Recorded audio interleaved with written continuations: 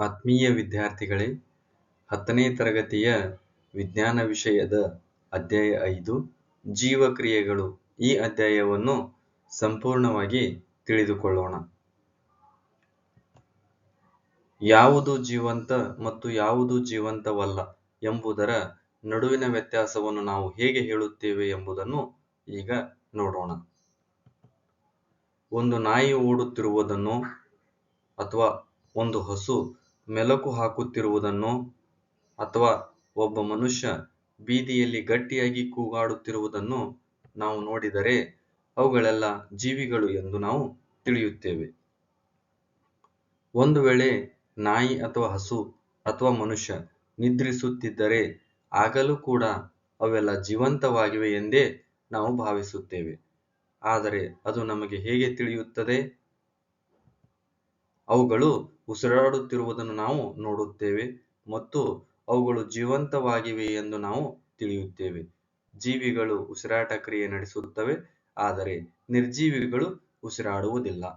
ಸಸ್ಯಗಳ ವಿಷಯವೇನು? ಅವು ಜೀವಂತವಾಗಿವೆ ಎಂದು ನಮಗೆ ಹೇಗೆ ತಿಳಿಯುತ್ತದೆ? ಅವು ಹಸಿರಾಗಿರುವುದನ್ನು ಕಾಣುತ್ತೇವೆ ಎಂದು ನಮ್ಮಲ್ಲಿ ಕೆಲವರು ಹೇಳಬಹುದು. ಆದರೆ ಹಸಿರನ್ನು ಹೊರತುಪಡಿಸಿ ಇತರ ಬಣ್ಣಗಳ ಎಲೆಗಳಿರುವ ಸಸ್ಯಗಳ ವಿಷಯವೇನು? ಕಾಲ ಕಳೆದ ಹಾಗೆಲ್ಲ ಅವುಗಳು ಬೆಳೆಯುತ್ತವೆ, ಆದ್ದರಿಂದ ಅವು ಜೀವಂತವಾಗಿರುವುದು ನಮಗೆ ತಿಳಿಯುತ್ತದೆ ಎಂದು ಕೆಲವರು ಹೇಳಬಹುದು. ಜೀವಿಗಳು ಬೆಳೆಯುತ್ತವೆ, ಆದರೆ ನಿರ್ಜೀವಿಗಳು ಬೆಳೆಯುವುದಿಲ್ಲ. ಜೀವಂತ ಇರುವುದು ಸಾಮಾನ್ಯ ಆಧಾರವೆಂದರೆ ಕೆಲವೊಂದು ವಿಧದ ಚಲನೆ ಎಂದು ನಾವು ಸಾಮಾನ್ಯವಾಗಿ ಚಿಂತಿಸುತ್ತೇವೆ. ತುಂಬಾ ಸಣ್ಣ ಪ್ರಮಾಣದ ಚಲನೆಗಳು ಬರಿಗಣ್ಣಿಗೆ ಅಗೋಚರವಾಗಿರುತ್ತವೆ. ಉದಾಹರಣೆಗೆ ಅಣುಗಳ ಚಲನೆ. ವಾಸ್ತವವಾಗಿ ವೈರಸ್ಗಳು ಅವುಗಳು ಜೀವಕೋಶಗಳಿಗೆ ಸೋಂಕು ಉಂಟು ಮಾಡುವವರೆಗೂ ತಮ್ಮೊಳಗೆ ಯಾವುದೇ ಆಣ್ವಿಕ ಚಲನೆಯನ್ನು ತೋರಿಸುವುದಿಲ್ಲ. ಇದರಿಂದಾಗಿ ಅವು ನಿಜವಾಗಿ ಜೀವಂತವೇ ಅಥವಾ ಇಲ್ಲವೇ ಎಂಬ ಬಗ್ಗೆ ವಿವಾದವಿದೆ.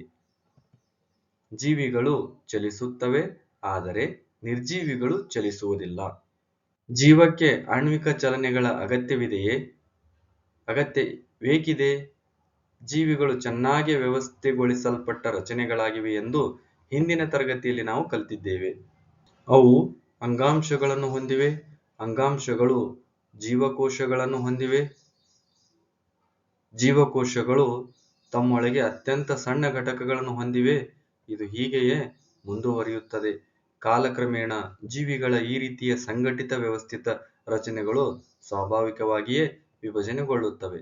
ಒಂದು ವೇಳೆ ಈ ವ್ಯವಸ್ಥೆ ವಿಭಜನೆಗೊಂಡರೆ ಜೀವಿಯು ಹೆಚ್ಚು ಕಾಲ ಜೀವಂತವಾಗಿ ಉಳಿಯಲಾರದು. ಆದ್ದರಿಂದ ಜೀವಿಗಳು ತಮ್ಮ ರಚನೆಗಳನ್ನು ದುರಸ್ತಿ ಹಾಗೂ ನಿರ್ವಹಣೆ ಮಾಡುತ್ತಿರಬೇಕು. ಈ ಎಲ್ಲಾ ರಚನೆಗಳು ಅಣುಗಳಿಂದ ಮಾಡಲ್ಪಟ್ಟಿರುವುದರಿಂದ ಅವುಗಳು ಎಲ್ಲಾ ಸಮಯದಲ್ಲೂ ಚಲನೆಯನ್ನು ಉಂಟು ಮಾಡುತ್ತಲೇ ಇರಬೇಕು. ಜೀವಿಗಳು ಚಲಿಸುತ್ತವೆ, ಆದರೆ ನಿರ್ಜೀವಿಗಳು ಚಲಿಸುವುದಿಲ್ಲ. ಕೆಲವೊಂದಕ್ಕೆ ಜೀವವಿದೆ ಎಂದು ನಿರ್ಧರಿಸಲು ನಾವು ಬಳಸುವ ಮಾನದಂಡಗಳೇನು? ಉಸಿರಾಟ, ಬೆಳವಣಿಗೆ, ಚಲನೆ ಅದು ಗೋಚರ ಮತ್ತು ಅಗೋಚರ, ಜೀರ್ಣಕ್ರಿಯೆ, ವಿಸರ್ಜನೆ ಮತ್ತು ಸಂತಾನೋತ್ಪತ್ತಿ. ಜೀವಕ್ರಿಯೆಗಳು ಯಾವುವು? ಜೀವಕ್ರಿಯೆಗಳು ಎಂದರೇನು ಎಂಬ ಇದರ ಅರ್ಥವನ್ನು ನೋಡೋದಾದ್ರೆ, ನಿರ್ವಹಣಾ ಕಾರ್ಯವನ್ನು ಜೊತೆಯಾಗಿ ನಿರ್ವಹಿಸುವ ಪ್ರಕ್ರಿಯೆಗಳಿಗೆ ನಾವು ಜೀವಕ್ರಿಯೆಗಳು ಎಂದು ಕರೆಯುತ್ತೇವೆ. ನಿರ್ವಹಣಾ ಕಾರ್ಯವನ್ನು ಜೊತೆಯಾಗಿ ನಿರ್ವಹಿಸುವ ಪ್ರಕ್ರಿಯೆಗಳಿಗೆ ಜೀವಕ್ರಿಯೆಗಳು ಎಂದು ಕರೆಯುತ್ತೇವೆ. ಈ ಶಕ್ತಿಯು ಪ್ರತಿಯೊಂದು ಜೀವಿಗೆ ಅದರ ದೇಹದ ಹೊರಗಿನಿಂದ ಬರುತ್ತದೆ.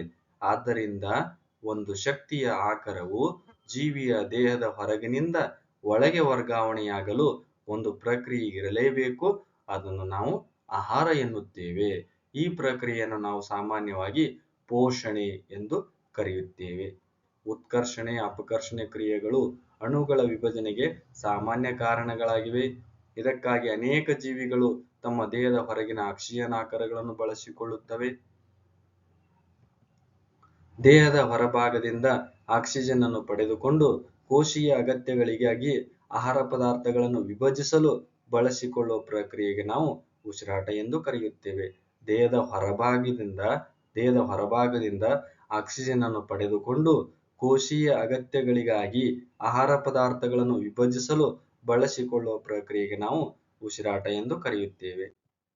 ಏಕಕೋಶೀಯ ಜೀವಿಗಳ ಪ್ರಕರಣದಲ್ಲಿ ಜೀವಿಯ ಸಂಪೂರ್ಣ ಹೊರಮೈ ಪರಿಸರದ ಸಂಪರ್ಕದಲ್ಲಿರುವುದರಿಂದ ಆಹಾರ ಸೇವನೆ, ಅನಿಲಗಳ ವಿನಿಮಯ ಅಥವಾ ತ್ಯಾಜ್ಯಗಳ ವಿಸರ್ಜನೆಗೆ ನಿರ್ದಿಷ್ಟ ಅಂಗಗಳ ಅಗತ್ಯವಿಲ್ಲ. ಇವುಗಳಿಗೆ ಕೇವಲ ವಿಸರಣೆ ಎಂಬ ಪ್ರಕ್ರಿಯೆ ಮೂಲಕ ನಿರ್ವಹಿಸುತ್ತವೆ. ಆದರೆ ಜೀವಿಯ ದೇಹದ ಗಾತ್ರ ಹೆಚ್ಚಾದಂತೆ ಮತ್ತು ದೇಹದ ವಿನ್ಯಾಸ ಹೆಚ್ಚು ಸಂಕೀರ್ಣವಾದಂತೆ ಏನಾಗುತ್ತದೆ ಎಂದು ನೋಡಿದಾಗ, ಅಂದರೆ ಮನುಷ್ಯರಂಥ ಬಹುಕೋಶೀಯ ಜೀವಿಗಳಲ್ಲಿ ಎಲ್ಲಾ ಜೀವಕೋಶಗಳು ಸುತ್ತಲಿನ ಪರಿಸರದೊಂದಿಗೆ ಸಂಪರ್ಕದಲ್ಲಿರಲು ಸಾಧ್ಯವಿಲ್ಲ. ಆದ್ದರಿಂದ ವಿಸರಣೆ ಎಲ್ಲಾ ಜೀವಕೋಶಗಳ ಅಗತ್ಯವನ್ನು ಪೂರೈಸಲು ಸಾಧ್ಯವಿಲ್ಲ. ಮನುಷ್ಯರಂಥ ಬಹುಕೋಶೀಯ ಜೀವಿಗಳು ಆಕ್ಸಿಜನ್ ಅವಶ್ಯಕತೆಯನ್ನು ಪೂರೈಸಲು ವಿಸರಣೆ ಸಾಕಾಗುವುದಿಲ್ಲ ಏಕೆ ಎಂಬ ಪ್ರಶ್ನೆಗೆ ಉತ್ತರ, ಬಹುಕೋಶೀಯ ಜೀವಿಗಳಲ್ಲಿ ಎಲ್ಲಾ ಜೀವಕೋಶಗಳು ಸುತ್ತಲಿನ ಪರಿಸರದೊಂದಿಗೆ ಸಂಪರ್ಕದಲ್ಲಿರಲು ಬಹುಶಃ ಸಾಧ್ಯವಿಲ್ಲ. ಆದ್ದರಿಂದ ವಿಸರಣೆ ಎಲ್ಲಾ ಜೀವಕೋಶಗಳ ಅಗತ್ಯವನ್ನು ಪೂರೈಸಲು ಸಾಧ್ಯವಿಲ್ಲ. ಆದಾಗ್ಯೂ ಇದು ಒಂದು ಸಮಸ್ಯೆಯನ್ನು ಒಡ್ಡುತ್ತದೆ. ಅದೇನೆಂದರೆ ಆಹಾರ ಮತ್ತು ಆಕ್ಸಿಜನ್ ಜೀವಿಗಳ ದೇಹದ ಒಂದು ಭಾಗದಿಂದ ಒಳತೆಗೆದುಕೊಳ್ಳಲ್ಪಡುತ್ತದೆ, ಆದರೆ ದೇಹದ ಎಲ್ಲಾ ಭಾಗಗಳಿಗೂ ಅವುಗಳ ಅಗತ್ಯವಿದೆ. ಈ ಸಂದರ್ಭದಲ್ಲಿ ಆಹಾರ ಮತ್ತು ಆಕ್ಸಿಜನ್ ಅನ್ನು ದೇಹದ ಒಂದು ಭಾಗದಿಂದ ಇನ್ನೊಂದು ಭಾಗಕ್ಕೆ ಒಯ್ಯಲು ಒಂದು ಸಾಗಾಣಿಕಾ ವ್ಯವಸ್ಥೆ ಅಗತ್ಯ ಸೃಷ್ಟಿಯಾಗುತ್ತದೆ. ಈ ತ್ಯಾಜ್ಯ ಉಪೋತ್ಪನ್ನಗಳನ್ನು ದೇಹದಿಂದ ತೆಗೆದು ಹೊರಹಾಕಬೇಕಾದ ಅಗತ್ಯವಿದೆ. ಈ ಪ್ರಕ್ರಿಯೆಗೆ ನಾವು ವಿಸರ್ಜನೆ ಎಂದು ಕರೆಯುತ್ತೇವೆ. ನೆನಪಿಡಿ, ಜೀವಕ್ರಿಯೆಗಳು ಎಂದರೆ ನಿರ್ವಹಣಾ ಕಾರ್ಯವನ್ನು ಜೊತೆಯಾಗಿ ನಿರ್ವಹಿಸುವ ಪ್ರಕ್ರಿಯೆಗಳಿಗೆ ಜೀವಕ್ರಿಯೆಗಳು ಎನ್ನುವರು. ಒಂದು ಜೀವಿಯು ಬೆಳವಣಿಗೆಗಾಗಿ ಬಳಸುವ ಹೊರಗಿನ ಕಚ್ಚಾ ವಸ್ತುಗಳು ಯಾವುವೆಂದರೆ ಆಹಾರ, ನೀರು ಮತ್ತು ಆಕ್ಸಿಜನ್. ಯಾವ ಪ್ರಕ್ರಿಯೆಗಳು ಜೀವವನ್ನು ನಿರ್ವಹಿಸಲು ಅಗತ್ಯವಾಗಿವೆ ಎಂದು ನೀವು ಪರಿಗಣಿಸುವಿರಿ? ಪೋಷಣೆ, ಉಸಿರಾಟ, ಸಾಗಾಣಿಕೆ, ವಿಸರ್ಜನೆ. ಈಗ ಪೋಷಣೆಯನ್ನು ನೋಡೋದಾದ್ರೆ, ಬೆಳವಣಿಗೆಗೆ, ಅಭಿವರ್ಧನೆಗೆ, ದೇಹಕ್ಕೆ ಅಗತ್ಯವಾದ ಪ್ರೋಟೀನ್ ಮತ್ತು ಇತರೆ ವಸ್ತುಗಳನ್ನು ಸಂಶ್ಲೇಷಿಸಲು ಕೂಡ ನಮಗೆ ಹೊರಗಿನಿಂದ ವಸ್ತುಗಳು ಪೂರೈಕೆಯಾಗಬೇಕಾದ ಅಗತ್ಯವಿದೆ. ಈ ಶಕ್ತಿ ಮತ್ತು ವಸ್ತುಗಳ ಮೂಲವೇ ನಾವು ಸೇವಿಸುವ ಆಹಾರ. ಜೀವಿಗಳು ತಮ್ಮ ಆಹಾರವನ್ನು ಹೇಗೆ ಪಡೆಯುತ್ತವೆ? ಕೆಲವು ಜೀವಿಗಳು ನಿರವಯವ ಮೂಲಗಳಿಂದ ಸರಳವಾದ ಆಹಾರ ವಸ್ತುಗಳನ್ನು ಕಾರ್ಬನ್ ಡೈಆಕ್ಸೈಡ್ ಮತ್ತು ನೀರಿನ ರೂಪದಲ್ಲಿ ಬಳಸಿಕೊಳ್ಳುತ್ತವೆ. ಸ್ವಪೋಷಕ ಜೀವಿಗಳೆಂದರೆ ಹಸಿರು ಸಸ್ಯಗಳು ಮತ್ತು ಕೆಲವು ಬ್ಯಾಕ್ಟೀರಿಯಾಗಳು. ಇತರೆ ಜೀವಿಗಳು ಸಂಕೀರ್ಣ ವಸ್ತುಗಳನ್ನು ಬಳಸಿಕೊಳ್ಳುತ್ತವೆ. ಈ ಸಂಕೀರ್ಣ ವಸ್ತುಗಳನ್ನು ದೇಹದ ಬೆಳವಣಿಗೆ ಮತ್ತು ದುರಸ್ತಿಗಾಗಿ ಬಳಸಿಕೊಳ್ಳುವ ಮುನ್ನ ಸರಳ ವಸ್ತುಗಳಾಗಿ ವಿಭಜಿಸಬೇಕಾಗುತ್ತದೆ. ಇದನ್ನು ಸಾಧಿಸಲು ಜೀವಿಗಳು ಕಿಣ್ವಗಳೆಂಬ ಜೈವಿಕ ವೇಗವರ್ಧಕಗಳನ್ನು ಬಳಸಿಕೊಳ್ಳುತ್ತವೆ. ಹೀಗೆ ಪರಪೋಷಕಗಳ ಬದುಕು ನೇರವಾಗಿ ಅಥವಾ ಪರೋಕ್ಷವಾಗಿ ಸ್ವಪೋಷಕಗಳ ಮೇಲೆ ಅವಲಂಬಿಸಿದೆ. ಪ್ರಾಣಿಗಳು ಮತ್ತು ಶಿಲೀಂಧ್ರಗಳು ಪರಪೋಷಕ ಜೀವಿಗಳಾಗಿವೆ. ಜೀರ್ಣಕಾರಿ ಕಿಣ್ವಗಳ ಕಾರ್ಯವೇನು? ಇವು ಜೀರ್ಣಕಾರಿ ಕಿಣ್ವಗಳು ಸಂಕೀರ್ಣ ವಸ್ತುಗಳನ್ನು ದೇಹದ ಬೆಳವಣಿಗೆ ಮತ್ತು ದುರಸ್ತಿಗಾಗಿ ಬಳಸಿಕೊಳ್ಳುವ ಮುನ್ನ ಸರಳ ವಸ್ತುಗಳಾಗಿ ವಿಭಜಿಸುವ ಕಾರ್ಯವನ್ನು ಮಾಡುತ್ತವೆ. ಸ್ವಪೋಷಕಗಳಲ್ಲಿ ಪೋಷಣೆ. ಕಾರ್ಬನ್ ಡೈಆಕ್ಸೈಡ್ ಮತ್ತು ನೀರಿನ ರೂಪದಲ್ಲಿ. ವಾತಾವರಣದಲ್ಲಿರುವ ಕಾರ್ಬನ್ ಡೈಆಕ್ಸೈಡ್ ಮತ್ತು ನೀರಿನ ರೂಪದಲ್ಲಿ ಈ ವಸ್ತುಗಳನ್ನು ತೆಗೆದುಕೊಂಡು ಸೌರ ಬೆಳಕು ಮತ್ತು ಕ್ಲೋರೋಫಿಲ್ ಉಪಸ್ಥಿತಿಯಲ್ಲಿ ಕಾರ್ಬೋಹೈಡ್ರೇಟ್ಗಳಾಗಿ ಪರಿವರ್ತಿಸಲಾಗುತ್ತದೆ. ಈ ಕ್ರಿಯೆಯನ್ನು ದ್ಯುತಿ ಸಂಶ್ಲೇಷಣೆ ಕ್ರಿಯೆ ಎನ್ನುವರು. ವಾತಾವರಣದಲ್ಲಿರುವಂತಹ ಕಾರ್ಬನ್ ಡೈಆಕ್ಸೈಡ್ ಮತ್ತು ಮಣ್ಣಿನಲ್ಲಿರುವಂತಹ ನೀರಿನ ರೂಪದಲ್ಲಿ ಈ ವಸ್ತುಗಳನ್ನು ತೆಗೆದುಕೊಂಡು ಸೌರ ಬೆಳಕು ಮತ್ತು ಅವುಗಳಲ್ಲಿರುವ ಸಸ್ಯಗಳಲ್ಲಿರುವ ಕ್ಲೋರೋಫಿಲ್ ಉಪಸ್ಥಿತಿಯಲ್ಲಿ ತಮ್ಮ ಆಹಾರವನ್ನು ತಾವೇ ಅಂದರೆ ಕಾರ್ಬೋಹೈಡ್ರೇಟ್ಗಳಾಗಿ ಪರಿವರ್ತಿಸಲಾಗುತ್ತದೆ. ಈ ಕ್ರಿಯೆಗೆ ನಾವು ದ್ಯುತಿ ಸಂಶ್ಲೇಷಣೆ ಕ್ರಿಯೆ ಎಂದು ಕರೆಯುತ್ತೇವೆ. ದ್ಯುತಿ ಸಂಶ್ಲೇಷಣೆ ಕ್ರಿಯೆಯ ಸೂತ್ರ ನೋಡೋದಾದ್ರೆ, ಕಾರ್ಬನ್ ಡೈಆಕ್ಸೈಡ್ 6CO2 ವಾತಾವರಣದಲ್ಲಿರುವಂತಹ carbon dioxide 6CO2 plus 12H2O ಮಣ್ಣಿನಲ್ಲಿರ್ತಕ್ಕಂಥ ನೀರು 12H2O. ಸೌರ ಬೆಳಕು ಕ್ಲೋರೋಫಿಲ್ ಉಪಸ್ಥಿತಿಯಲ್ಲಿ C6H12O6 glucose plus 6O2 plus 6H2O. ದ್ಯುತಿ ಸಂಶ್ಲೇಷಣೆ ಪ್ರಕ್ರಿಯೆಯಲ್ಲಿ ಜರುಗುವ ಘಟನೆಗಳನ್ನು ನೋಡೋದಾದ್ರೆ, ಈ ದ್ಯುತಿ ಸಂಶ್ಲೇಷಣೆಯ ಪ್ರಕ್ರಿಯೆಯಲ್ಲಿ ಜರುಗುವ ಪ್ರಮುಖ 3 ಘಟನೆಗಳು ಯಾವೆಂದರೆ, ಒಂದನೇ ಘಟನೆ ಕ್ಲೋರೋಫಿಲ್ ಇಂದ ಬೆಳಕಿನ ಶಕ್ತಿ ಹೀರಿಕೆ. ಸೂರ್ಯನಿಂದ ಬರುವಂತ ಸೌರಶಕ್ತಿ, ಬೆಳಕಿನ ಶಕ್ತಿಯನ್ನ ಈ ಕ್ಲೋರೋಫಿಲ್ ಹೀರಿಕೊಳ್ಳುವುದು. ಕ್ಲೋರೋಫಿಲ್ ಇಂದ ಬೆಳಕಿನ ಶಕ್ತಿ ಹೀರುವಿಕೆ, ಇದು ಮೊದಲನೇ ಘಟನೆ. ಎರಡನೇ ಘಟನೆ, ಈ ಬೆಳಕಿನ ಶಕ್ತಿಯು ರಾಸಾಯನಿಕ ಶಕ್ತಿಯಾಗಿ ಪರಿವರ್ತನೆಯಾಗುತ್ತದೆ. ಬೆಳಕಿನ ಶಕ್ತಿಯು ರಾಸಾಯನಿಕ ಶಕ್ತಿಯಾಗಿ ಪರಿವರ್ತನೆಯಾಗುತ್ತದೆ ಮತ್ತು ಇವು ಹೀರಿಕೊಂಡ ನೀರಿನ ಅಣುಗಳು ಹೈಡ್ರೋಜನ್ ಮತ್ತು ಆಕ್ಸಿಜನ್ ಆಗಿ ವಿಭಜಿಸಲ್ಪಡುತ್ತವೆ. ಹೀರಿಕೊಂಡ ನೀರಿನ ಅಣುಗಳು ಹೈಡ್ರೋಜನ್ ಮತ್ತು ಆಕ್ಸಿಜನ್ ಆಗಿ ವಿಭಜಿಸಲ್ಪಡುತ್ತದೆ. ಇದು ಎರಡನೇ ಘಟನೆಯಾಗಿದೆ. ಮೂರನೇ ಘಟನೆ ನೋಡೋದಾದ್ರೆ, ಕಾರ್ಬನ್ ಡೈಆಕ್ಸೈಡ್ ಕಾರ್ಬೋಹೈಡ್ರೇಟ್ ಆಗಿ ಪರಿವರ್ತಿಸಲ್ಪಡುತ್ತದೆ. ಕಾರ್ಬನ್ ಡೈಆಕ್ಸೈಡ್ ಕಾರ್ಬೋಹೈಡ್ರೇಟ್ ಆಗಿ ಪರಿವರ್ತಿಸಲ್ಪಡುವುದು. ಒಂದು ಎಲೆಯ ಅಡ್ಡ ಸೀಳಿಕೆಯ ಚಿತ್ರವನ್ನು ಸೂಕ್ಷ್ಮದರ್ಶಕದಲ್ಲಿ ನೀವು ಎಚ್ಚರಿಕೆಯಿಂದ ಗಮನಿಸಿದರೆ ಕೆಲವು ಜೀವಕೋಶಗಳು ಹಸಿರು ಚುಕ್ಕೆಗಳನ್ನು ಹೊಂದಿರುವುದನ್ನು ನೀವು ಕಾಣುತ್ತೀರಿ. ಈ ಹಸಿರು ಚುಕ್ಕೆಗಳಿಗೆ ಕ್ಲೋರೋಫಿಲ್ ಅನ್ನು ಒಳಗೊಂಡ ಕ್ಲೋರೋಪ್ಲಾಸ್ಟ್ಗಳೆಂಬ ಕಣದಂಗಗಳು. ಕ್ಲೋರೋಫಿಲ್ ಅನ್ನು ಒಳಗೊಂಡ ಕ್ಲೋರೋಪ್ಲಾಸ್ಟ್ಗಳೆಂಬ ಕಣದಂಗಗಳು. ದ್ಯುತಿ ಸಂಶ್ಲೇಷಣೆಗೆ ಕ್ಲೋರೋಫಿಲ್ ಅವಶ್ಯಕ ಎಂಬುದನ್ನು ಪ್ರತಿಪಾದಿಸುವ ಚಟುವಟಿಕೆಯೊಂದನ್ನು ನಾವು ಈಗ ನೋಡೋಣ. ಚಟುವಟಿಕೆ 5.1. ಬಹುವರ್ಣದ ಎಲೆಗಳಿರುವ ಒಂದು ಕುಂಡದ ಸಸ್ಯವನ್ನು ತೆಗೆದುಕೊಳ್ಳಿ. ಉದಾಹರಣೆಗಾಗಿ ಮನಿ ಪ್ಲಾಂಟ್ ಅಥವಾ ಕ್ರೋಟಿನ್ಗಳು. ಪಿಷ್ಟವು ಸಂಪೂರ್ಣವಾಗಿ ಬಳಕೆಯಾಗುವಂತೆ ಸಸ್ಯವನ್ನು 3 ದಿನಗಳ ಕಾಲ ಮೊದಲು ಕತ್ತಲ ಕೋಣೆಯಲ್ಲಿಡಬೇಕು. ಈಗ ಸಸ್ಯವನ್ನು ಸುಮಾರು 6 ಗಂಟೆಗಳ ಕಾಲ ಸೂರ್ಯನ ಬಿಸಿಲಿನಲ್ಲಿಡಬೇಕು. ಸಸ್ಯದಿಂದ ಒಂದು ಎಲೆಯನ್ನು ತೆಗೆದುಕೊಂಡು ಅದರಲ್ಲಿನ ಹಸಿರು ಭಾಗವನ್ನು ಗುರುತಿಸಿ ಮತ್ತು ಒಂದು ಹಾಳೆಯ ಮೇಲೆ ಅವುಗಳನ್ನು ನಕಲು ಮಾಡಿಕೊಳ್ಳಬೇಕು. ಕೆಲವು ನಿಮಿಷಗಳವರೆಗೆ ಆ ಎಲೆಯನ್ನು ಕುದಿಯುವ ನೀರಿನಲ್ಲಿ ಮುಳುಗಿಸಬೇಕು. ನಂತರ ಅದನ್ನು ಆಲ್ಕೋಹಾಲ್ ಇರುವ ಬೀಕರ್ನಲ್ಲಿ ಅದನ್ನು ಮುಳುಗಿಸಬೇಕು. ಮೇಲಿನ ಬೀಕರ್ ಅನ್ನು ಎಚ್ಚರಿಕೆಯಿಂದ ನೀರಿನ ಪಾತ್ರೆಯೊಳಗಿಟ್ಟು ಆಲ್ಕೋಹಾಲ್ ಕುದಿಯುವವರೆಗೂ ಕಾಯಿಸಬೇಕು.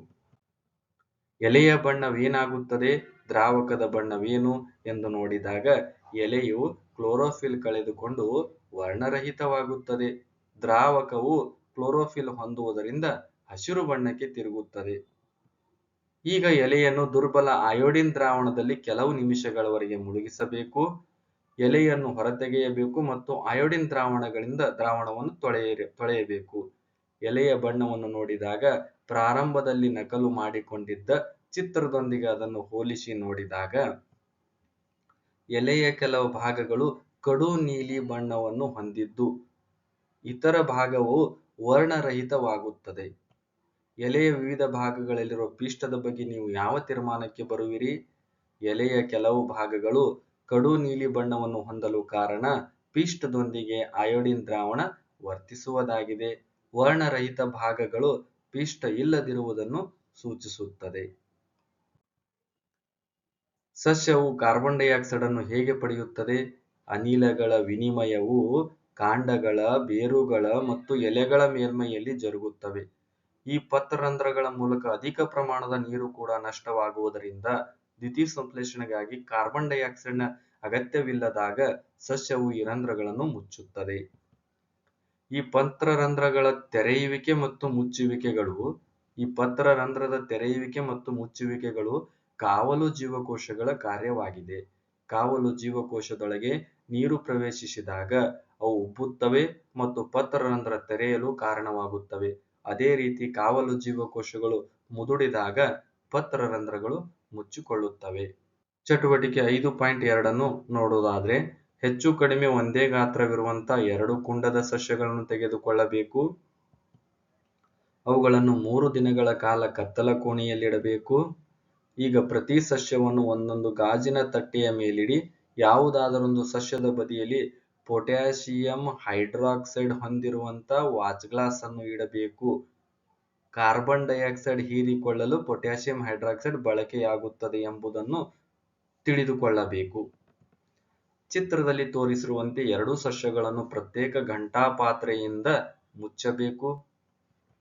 ಗಾಜಿನ ತಟ್ಟೆಗಳಿಗೆ ಗಾಳಿ ಪ್ರವೇಶಿಸದಂತೆ ಘಂಟಾಪಾತ್ರೆಯ ತಳವನ್ನು ವ್ಯಾಸಲಿನ್ ಬಳಸಿ ಸೀಲ್ ಮಾಡಬೇಕು. ಸುಮಾರು 2 ಗಂಟೆಗಳವರೆಗೆ ಸಸ್ಯಗಳನ್ನು ಸೌರ ಬೆಳಕಿನಲ್ಲಿಡಬೇಕು. ಪ್ರತಿ ಗಿಡದಿಂದ ಒಂದೊಂದು ಎಲೆಯನ್ನು ತೆಗೆದುಕೊಂಡು ಮೇಲಿನ ಚಟುವಟಿಕೆಯಲ್ಲಿ ಹೇಳಿರುವಂತೆ ಪಿಷ್ಟದ ಇರುವಿಕೆಯನ್ನು ಪರೀಕ್ಷಿಸಬೇಕು. ಎರಡೂ ಎಲೆಗಳು ಒಂದೇ ಪ್ರಮಾಣದ ಪಿಷ್ಟದ ಇರುವಿಕೆಯನ್ನು ತೋರಿಸುತ್ತವೆ. ಎರಡೂ ಎಲೆಗಳು ಒಂದೇ ಪ್ರಮಾಣದ ಪಿಷ್ಟದ ಇರುವಿಕೆಯನ್ನು ತೋರಿಸುತ್ತವೆಯೇ? ಸಸ್ಯ ಬಿಯ ಎಲೆಯು ಅಂದ್ರೆ ಪೊಟ್ಯಾಸಿಯಂ ಹೈಡ್ರಾಕ್ಸೈಡ್ ಇಲ್ಲದ ಪ್ರಾಯೋಗಿಕ ಜೋಡಣೆ ಕಡು ನೀಲಿ ಬಣ್ಣಕ್ಕೆ ತಿರುಗುತ್ತದೆ ಮತ್ತು ಪಿಷ್ಟದ ಇರುವಿಕೆಯನ್ನು ಸೂಚಿಸುತ್ತದೆ. ಬಿ. ಸಸ್ಯ ಎ ಎಲೆಯು ಪೊಟ್ಯಾಸಿಯಂ ಹೈಡ್ರಾಕ್ಸೈಡ್ ಇರುವ ಯಾವುದೇ ಬದಲಾವಣೆ ಹೊಂದದೆ ವರ್ಣರಹಿತವಾಗಿರುತ್ತದೆ. ಪಿಷ್ಟದ ಇಲ್ಲದಿರುವುದನ್ನು ಇದು ಸೂಚಿಸುತ್ತದೆ. ಈ ಚಟುವಟಿಕೆಯಿಂದ ನೀವು ಯಾವ ತೀರ್ಮಾನಕ್ಕೆ ಬರುವಿರಿ? ಸಸ್ಯ ಬಿಯು ಕಾರ್ಬನ್ ಡೈಆಕ್ಸೈಡ್ ಅನ್ನು ಬಳಸಿಕೊಂಡು ದ್ಯುತಿಸಂಶ್ಲೇಷಣೆ ಕ್ರಿಯೆ ಮೂಲಕ ಎಲೆಯ ಭಾಗದಲ್ಲಿ ಆಹಾರವನ್ನು ತಯಾರಿಸಿದ ಪರಿಣಾಮ ಎಲೆಯ ಭಾಗದ ಪಿಷ್ಟವು ಅಯೋಡಿನ್ನೊಂದಿಗೆ ವರ್ತಿಸಿ ಕಡು ನೀಲಿ ಬಣ್ಣಕ್ಕೆ ತಿರುಗಿತು. ಸಸ್ಯ ಎ ಯಲ್ಲಿ ಕಾರ್ಬನ್ ಡೈಆಕ್ಸೈಡ್ ಅನ್ನು ಪೊಟ್ಯಾಸಿಯಂ ಹೈಡ್ರಾಕ್ಸೈಡ್ ಹೀರಿಕೊಳ್ಳುವುದರಿಂದ ದ್ಯುತಿಸಂಶ್ಲೇಷಣೆ ಕ್ರಿಯೆ ನಡೆಯುವುದಿಲ್ಲ. ಅದರ ಪರಿಣಾಮ ಎಲೆಯ ಭಾಗದಲ್ಲಿ ಪಿಷ್ಟದ ಉತ್ಪಾದನೆ ಆಗುವುದಿಲ್ಲ. ಆದ್ದರಿಂದ ದ್ಯುತಿಸಂಶ್ಲೇಷಣೆ ಕ್ರಿಯೆ ನಡೆಯಲು ಕಾರ್ಬನ್ ಡೈಆಕ್ಸೈಡ್ ಅವಶ್ಯಕ ಎಂಬ ತೀರ್ಮಾನಕ್ಕೆ ನಾವು ಬರಬಹುದು. ದ್ಯುತಿಸಂಶ್ಲೇಷಣೆ ಕ್ರಿಯೆಗೆ ಬಳಕೆಯಾಗುವ ನೀರನ್ನು ಭೂಸಸ್ಯಗಳು ಮಣ್ಣಿನಿಂದ ಬೇರುಗಳ ಮೂಲಕ ಪಡೆದುಕೊಳ್ಳುತ್ತವೆ. ನೈಟ್ರೋಜನ್, ಫಾಸ್ಫರಸ್, ಕಬ್ಬಿಣ ಮತ್ತು ಮ್ಯಾಗ್ನೀಸಿಯಂನಂಥ ಇತರ ವಸ್ತುಗಳನ್ನು ಮಣ್ಣಿನಿಂದ ಪಡೆದುಕೊಳ್ಳಲಾಗುತ್ತದೆ. ನೈಟ್ರೋಜನ್ ಒಂದು ಅವಶ್ಯಕ ಧಾತುವಾಗಿದ್ದು ಪ್ರೋಟೀನ್ ಮತ್ತು ಇತರ ವಸ್ತುಗಳ ಸಂಶ್ಲೇಷಣೆಯಲ್ಲೂ ಕೂಡ ಬಳಸಲ್ಪಡುತ್ತದೆ. ಇದನ್ನು ನೀರವಯವ ನೈಟ್ರೇಟ್ ಅಥವಾ ನೈಟ್ರೈಟ್ ಗಳ ರೂಪದಲ್ಲಿ ಪಡೆದುಕೊಳ್ಳಲಾಗುತ್ತದೆ ಅಥವಾ ಇದನ್ನು ವಾತಾವರಣದ ನೈಟ್ರೋಜನ್ ಅನ್ನು ಬಳಸಿಕೊಂಡು ಬ್ಯಾಕ್ಟೀರಿಯಾಗಳು ತಯಾರಿಸಿದ ಸಾವಯವ ಸಂಯುಕ್ತಗಳ ರೂಪದಲ್ಲಿ ಪಡೆದುಕೊಳ್ಳಲಾಗುತ್ತದೆ. ಈಗ ಪರಪೋಷಕಗಳ ಪೋಷಣೆಯನ್ನು ನೋಡೋದಾದ್ರೆ, ಕೆಲವು ಜೀವಿಗಳು ಆಹಾರ ವಸ್ತುಗಳನ್ನು ದೇಹದ ಹೊರಗೆ ವಿಭಜಿಸಿ ನಂತರ ಅದನ್ನು ಹೀರಿಕೊಳ್ಳುತ್ತವೆ. ಉದಾಹರಣೆಗೆ ಬ್ರೆಡ್ ಮೋಲ್ಡ್, ಯೀಸ್ಟ್, ನಾಯಿಕೋಡೆಗಳಂತಹ ಶಿಲೀಂಧ್ರಗಳು. ಉಳಿದವುಗಳು ಪೂರ್ಣ ಆಹಾರ ಪದಾರ್ಥವನ್ನು ಸೇವಿಸುತ್ತವೆ ಮತ್ತು ತಮ್ಮ ದೇಹದೊಳಗೆ ಅದನ್ನು ವಿಭಜಿಸುತ್ತವೆ. ಯಾವುದನ್ನು ಒಳತೆಗೆದುಕೊಳ್ಳಬೇಕು ಮತ್ತು ವಿಭಜಿಸಬೇಕು ಎಂಬುದು ದೇಹ ರಚನೆ ಮತ್ತು ಕಾರ್ಯನಿರ್ವಹಣೆಯ ಮೇಲೆ ಅವಲಂಬಿಸಿದೆ. ಇತರೆ ಕೆಲವು ಜೀವಿಗಳು ಸಸ್ಯಗಳು ಮತ್ತು ಪ್ರಾಣಿಗಳಿಂದ ಅವುಗಳನ್ನು ಕೊಲ್ಲದೆ ಪೋಷಣೆಯನ್ನು ಪಡೆದುಕೊಳ್ಳುತ್ತವೆ. ಈ ರೀತಿಯ ಪರಾವಲಂಬಿ ಪೋಷಣಾ ತಂತ್ರವು ಕಸ್ಕ್ಯೂಟ, ಉಣ್ಣೆ, ಹೇನು, ಜಿಗಣೆ ಮತ್ತು ಲಾಡಿ ಹುಳುಗಳಂಥ ಅನೇಕ ಜೀವಿಗಳಿಂದ ಬಳಸಲ್ಪಡುತ್ತವೆ. ಜೀವಿಗಳು ತಮ್ಮ ಪೋಷಣೆಯನ್ನು ಹೇಗೆ ಪಡೆಯುತ್ತವೆ ಎಂದು ನೋಡೋದಾದ್ರೆ, ಏಕಕೋಶೀಯ ಜೀವಿಗಳಲ್ಲಿ ಆಹಾರವು ಸಂಪೂರ್ಣ ಮೇಲ್ಮೈಯಿಂದ ಒಳತೆಗೆದುಕೊಳ್ಳಲ್ಪಡುತ್ತದೆ. ಆದರೆ ಜೀವಿಯ ಸಂಕೀರ್ಣತೆಯು ಹೆಚ್ಚುತ್ತಾ ಹೋದಂತೆ ವಿಭಿನ್ನ ಭಾಗಗಳು ವಿಭಿನ್ನ ಕಾರ್ಯಗಳನ್ನು ನಿರ್ವಹಿಸುವ ವೈಶಿಷ್ಟ್ಯತೆಯನ್ನು ಪಡೆಯುತ್ತವೆ. ಅಮೀಬಾವು ತಾತ್ಕಾಲಿಕ ಬೆರಳಿನಂತಹ ಜೀವಕೋಶದ ಮೇಲ್ಮೈ ಹೊರಚಾಚಿಕೆಗಳನ್ನು ಬಳಸಿ ಮಿಥ್ಯಪಾದಗಳನ್ನು ಬಳಸಿ ಆಹಾರವನ್ನು ಒಳತೆಗೆದುಕೊಳ್ಳುತ್ತವೆ. ಈ ರಚನೆಗಳು ಆಹಾರ ಕಣಗಳನ್ನು ಆಧರಿಸಿ ಬೆಸೆದು ಆಹಾರ ರಸದಾನಿಯನ್ನು ಉಂಟುಮಾಡುತ್ತದೆ.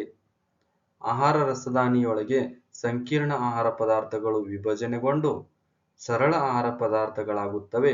ನಂತರ ಅವು ಕೋಶ ದ್ರವ್ಯಕ್ಕೆ ವಿಸರಣೆಗೊಳ್ಳುತ್ತವೆ. ಜೀರ್ಣವಾಗದೆ ಉಳಿದ ಪದಾರ್ಥಗಳು ಜೀವಕೋಶದ ಮೇಲ್ಮೈಗೆ ಚಲಿಸಿ ಹೊರಹಾಕಲ್ಪಡುತ್ತವೆ. ಅದೇ ರೀತಿ ಇನ್ನೊಂದು ಏಕಕೋಶೀಯವಾದ ಪ್ಯಾರಾಮೆಸಿಯಂನಲ್ಲಿ ಜೀವಕೋಶವನ್ನು ನಿರ್ದಿಷ್ಟ ಆಕಾರ ಹೊಂದಿದೆ ಮತ್ತು ಆಹಾರವನ್ನು ಒಂದು ಗೊತ್ತಾದ ಸ್ಥಳದ ಮೂಲಕ ಒಳಗೆ ತೆಗೆದುಕೊಳ್ಳಲಾಗುತ್ತದೆ. ಜೀವಕೋಶದ ಸಂಪೂರ್ಣ ಮೇಲ್ಮೈಯನ್ನು ಆವರಿಸಿರುವ ಕಶಾಂಗ ಸಿಲಿಯಾ ಚಲನೆಯ ಮೂಲಕ ಆಹಾರವು ಈ ಸ್ಥಳಕ್ಕೆ ಚಲಿಸುತ್ತದೆ. ಚಟುವಟಿಕೆ 5.3 ಅನ್ನು ನೋಡೋದಾದ್ರೆ, 1 ml ಪಿಷ್ಟದ ದ್ರಾವಣವನ್ನು 1% 2 ಪ್ರನಾಳಗಳಲ್ಲಿ ಎ ಮತ್ತು ಬಿ ತೆಗೆದುಕೊಳ್ಳಿ. 1 ml ಲಾಲಾರಸವನ್ನು ಪ್ರನಾಳ ಎ ಗೆ ಸೇರಿಸಿ ಮತ್ತು 2 ಪ್ರನಾಳಗಳನ್ನು 20 ರಿಂದ 30 ನಿಮಿಷಗಳವರೆಗೆ ಅಲುಗಾಡದಂತೆ ಇಡಿ. ಈಗ ಕೆಲವು ಹನಿ ಸಾರಯುಕ್ತ ಅಯೋಡಿನ್ ದ್ರಾವಣವನ್ನು ಪ್ರನಾಳಕ್ಕೆ ಹಾಕಬೇಕು. ಯಾವ ಪ್ರನಾಳದಲ್ಲಿ ಬಣ್ಣದ ಬದಲಾವಣೆಯನ್ನು ನೀವು ಗಮನಿಸಿರುವಿರಿ? ಪ್ರನಾಳ ಬಿ ದ್ರಾವಣ ಕಡು ನೀಲಿ ಬಣ್ಣಕ್ಕೆ ಬದಲಾಗುತ್ತದೆ. ಪ್ರನಾಳ ಎ ದ್ರಾವಣದಲ್ಲಿ ಯಾವುದೇ ಬದಲಾವಣೆ ಕಂಡು ಬರುವುದಿಲ್ಲ. ಏಕೆಂದರೆ ಅಯೋಡಿನ್ನ ಹಳದಿ ಬಣ್ಣ ಹೊರತುಪಡಿಸಿ ಎರಡೂ ಪ್ರಣಾಳದಲ್ಲಿ ಪಿಷ್ಟದ ಇರುವಿಕೆ ಮತ್ತು ಇಲ್ಲದಿರುವಿಕೆಗಳ ಕುರಿತು ಏನನ್ನು ಸೂಚಿಸುತ್ತದೆ? ಅಯೋಡಿನ್ ದ್ರಾವಣವು ಪ್ರಣಾಳ ಬಿಯ ಪಿಷ್ಟದೊಂದಿಗೆ ವರ್ತಿಸಿ ಕಡು ನೀಲಿ ಬಣ್ಣ ಉಂಟು ಮಾಡಿತು. ಅಯೋಡಿನ್ ದ್ರಾವಣವು ಪ್ರಣಾಳ ಬಿಯ ಪಿಷ್ಟದೊಂದಿಗೆ ವರ್ತಿಸಿ ಕಡು ನೀಲಿ ಬಣ್ಣ ಉಂಟು ಮಾಡಿತು. ಪ್ರಣಾಳ ಎ ದ್ರಾವಣದಲ್ಲಿ ಲಾಲಾರಸವು ಪಿಷ್ಟವನ್ನು ಸರಳ ಕಾರ್ಬೋಹೈಡ್ರೇಟ್ ಆಗಿ ಪರಿವರ್ತಿಸುವುದರಿಂದ ಬಣ್ಣದಲ್ಲಿ ಯಾವುದೇ ಬದಲಾವಣೆ ಕಂಡುಬರುವುದಿಲ್ಲ.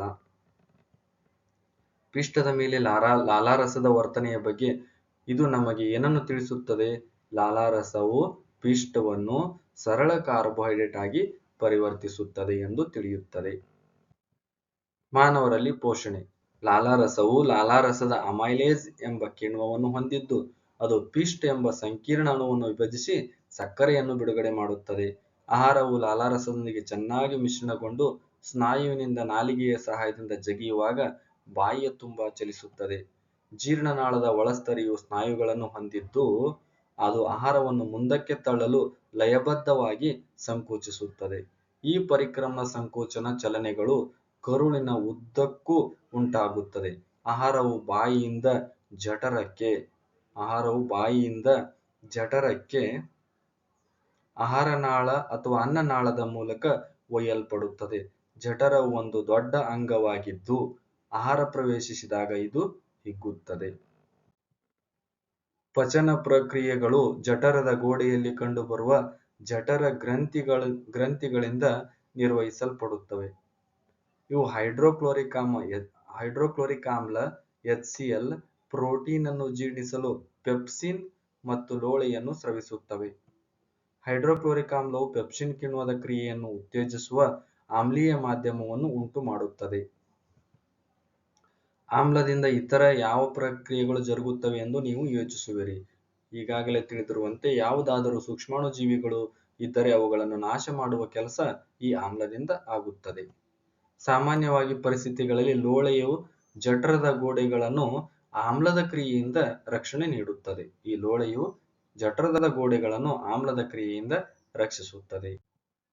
ಜಠರದಿಂದ ಆಹಾರದ ಹೊರದೂಡುವಿಕೆಯು ಸಂಕೋಚನ ಸ್ನಾಯುಗಳ ನಿಯಂತ್ರಿಸಲ್ಪಡುತ್ತದೆ. ಅದು ಆಹಾರವನ್ನು ಸಣ್ಣ ಪ್ರಮಾಣದಲ್ಲಿ ಸಣ್ಣ ಕರುಳಿಗೆ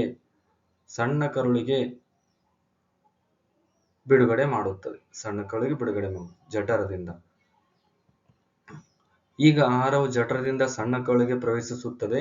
ಇದು ಜೀರ್ಣನಾಳದ ಅತ್ಯಂತ ಉದ್ದದ ಭಾಗವಾಗಿದ್ದು ವ್ಯಾಪಕವಾಗಿ ಸುರುಳಿ ಹೊಂದಿ ಕಡಿಮೆ ಸ್ಥಳದಲ್ಲಿ ಅಳವಡಿಸಲ್ಪಟ್ಟಿದೆ. ಸಣ್ಣ ಕರುಳಿನ ಉದ್ದವು ವಿವಿಧ ಪ್ರಾಣಿಗಳಲ್ಲಿ ಅವು ಸೇವಿಸುವ ಆಹಾರದ ಆಧಾರದ ಮೇಲೆ ವಿಭಿನ್ನವಾಗಿದೆ. ಹುಲ್ಲು ತಿನ್ನುವ ಸಸ್ಯಾಹಾರಿಗಳಿಗೆ ಸೆಲ್ಯುಲೋಸ್ ಜೀರ್ಣಿಸುವ ಸಲುವಾಗಿ ಉದ್ದನೆಯ ಸಣ್ಣ ಕರುಳಿನ ಅವಶ್ಯಕತೆ ಇದೆ. ಆದರೆ ಮಾಂಸಾಹಾರಿಗಳಿಗೆ ಮಾಂಸವು ಜೀರ್ಣಿಸಲು ಸುಲಭವಾಗಿದೆ. ಆದ್ದರಿಂದ ಹುಲಿಯಂಥ ಮಾಂಸಾಹಾರಿಗಳಿಗೆ ಗಿಡ್ಡ ಸಣ್ಣ ಕರುಳುಗಳನ್ನು ಹೊಂದಿವೆ. ಸಣ್ಣ ಕರುಳು ಎಂಬುದು ಕಾರ್ಬೋಹೈಡ್ರೇಟ್ಗಳು, ಪ್ರೋಟೀನ್ಗಳು ಮತ್ತು ಕೊಬ್ಬುಗಳು ಸಂಪೂರ್ಣ ಪಚನಗೊಳ್ಳುವ ಸ್ಥಳವಾಗಿದೆ. ಈ ಉದ್ದೇಶಕ್ಕಾಗಿ ಇದು ಮೇದೋಜೀರಕ ಗ್ರಂಥಿ ಮತ್ತು ಯಕೃತ್ ಸ್ರವಿಕೆಯನ್ನು ಪಡೆಯುತ್ತವೆ.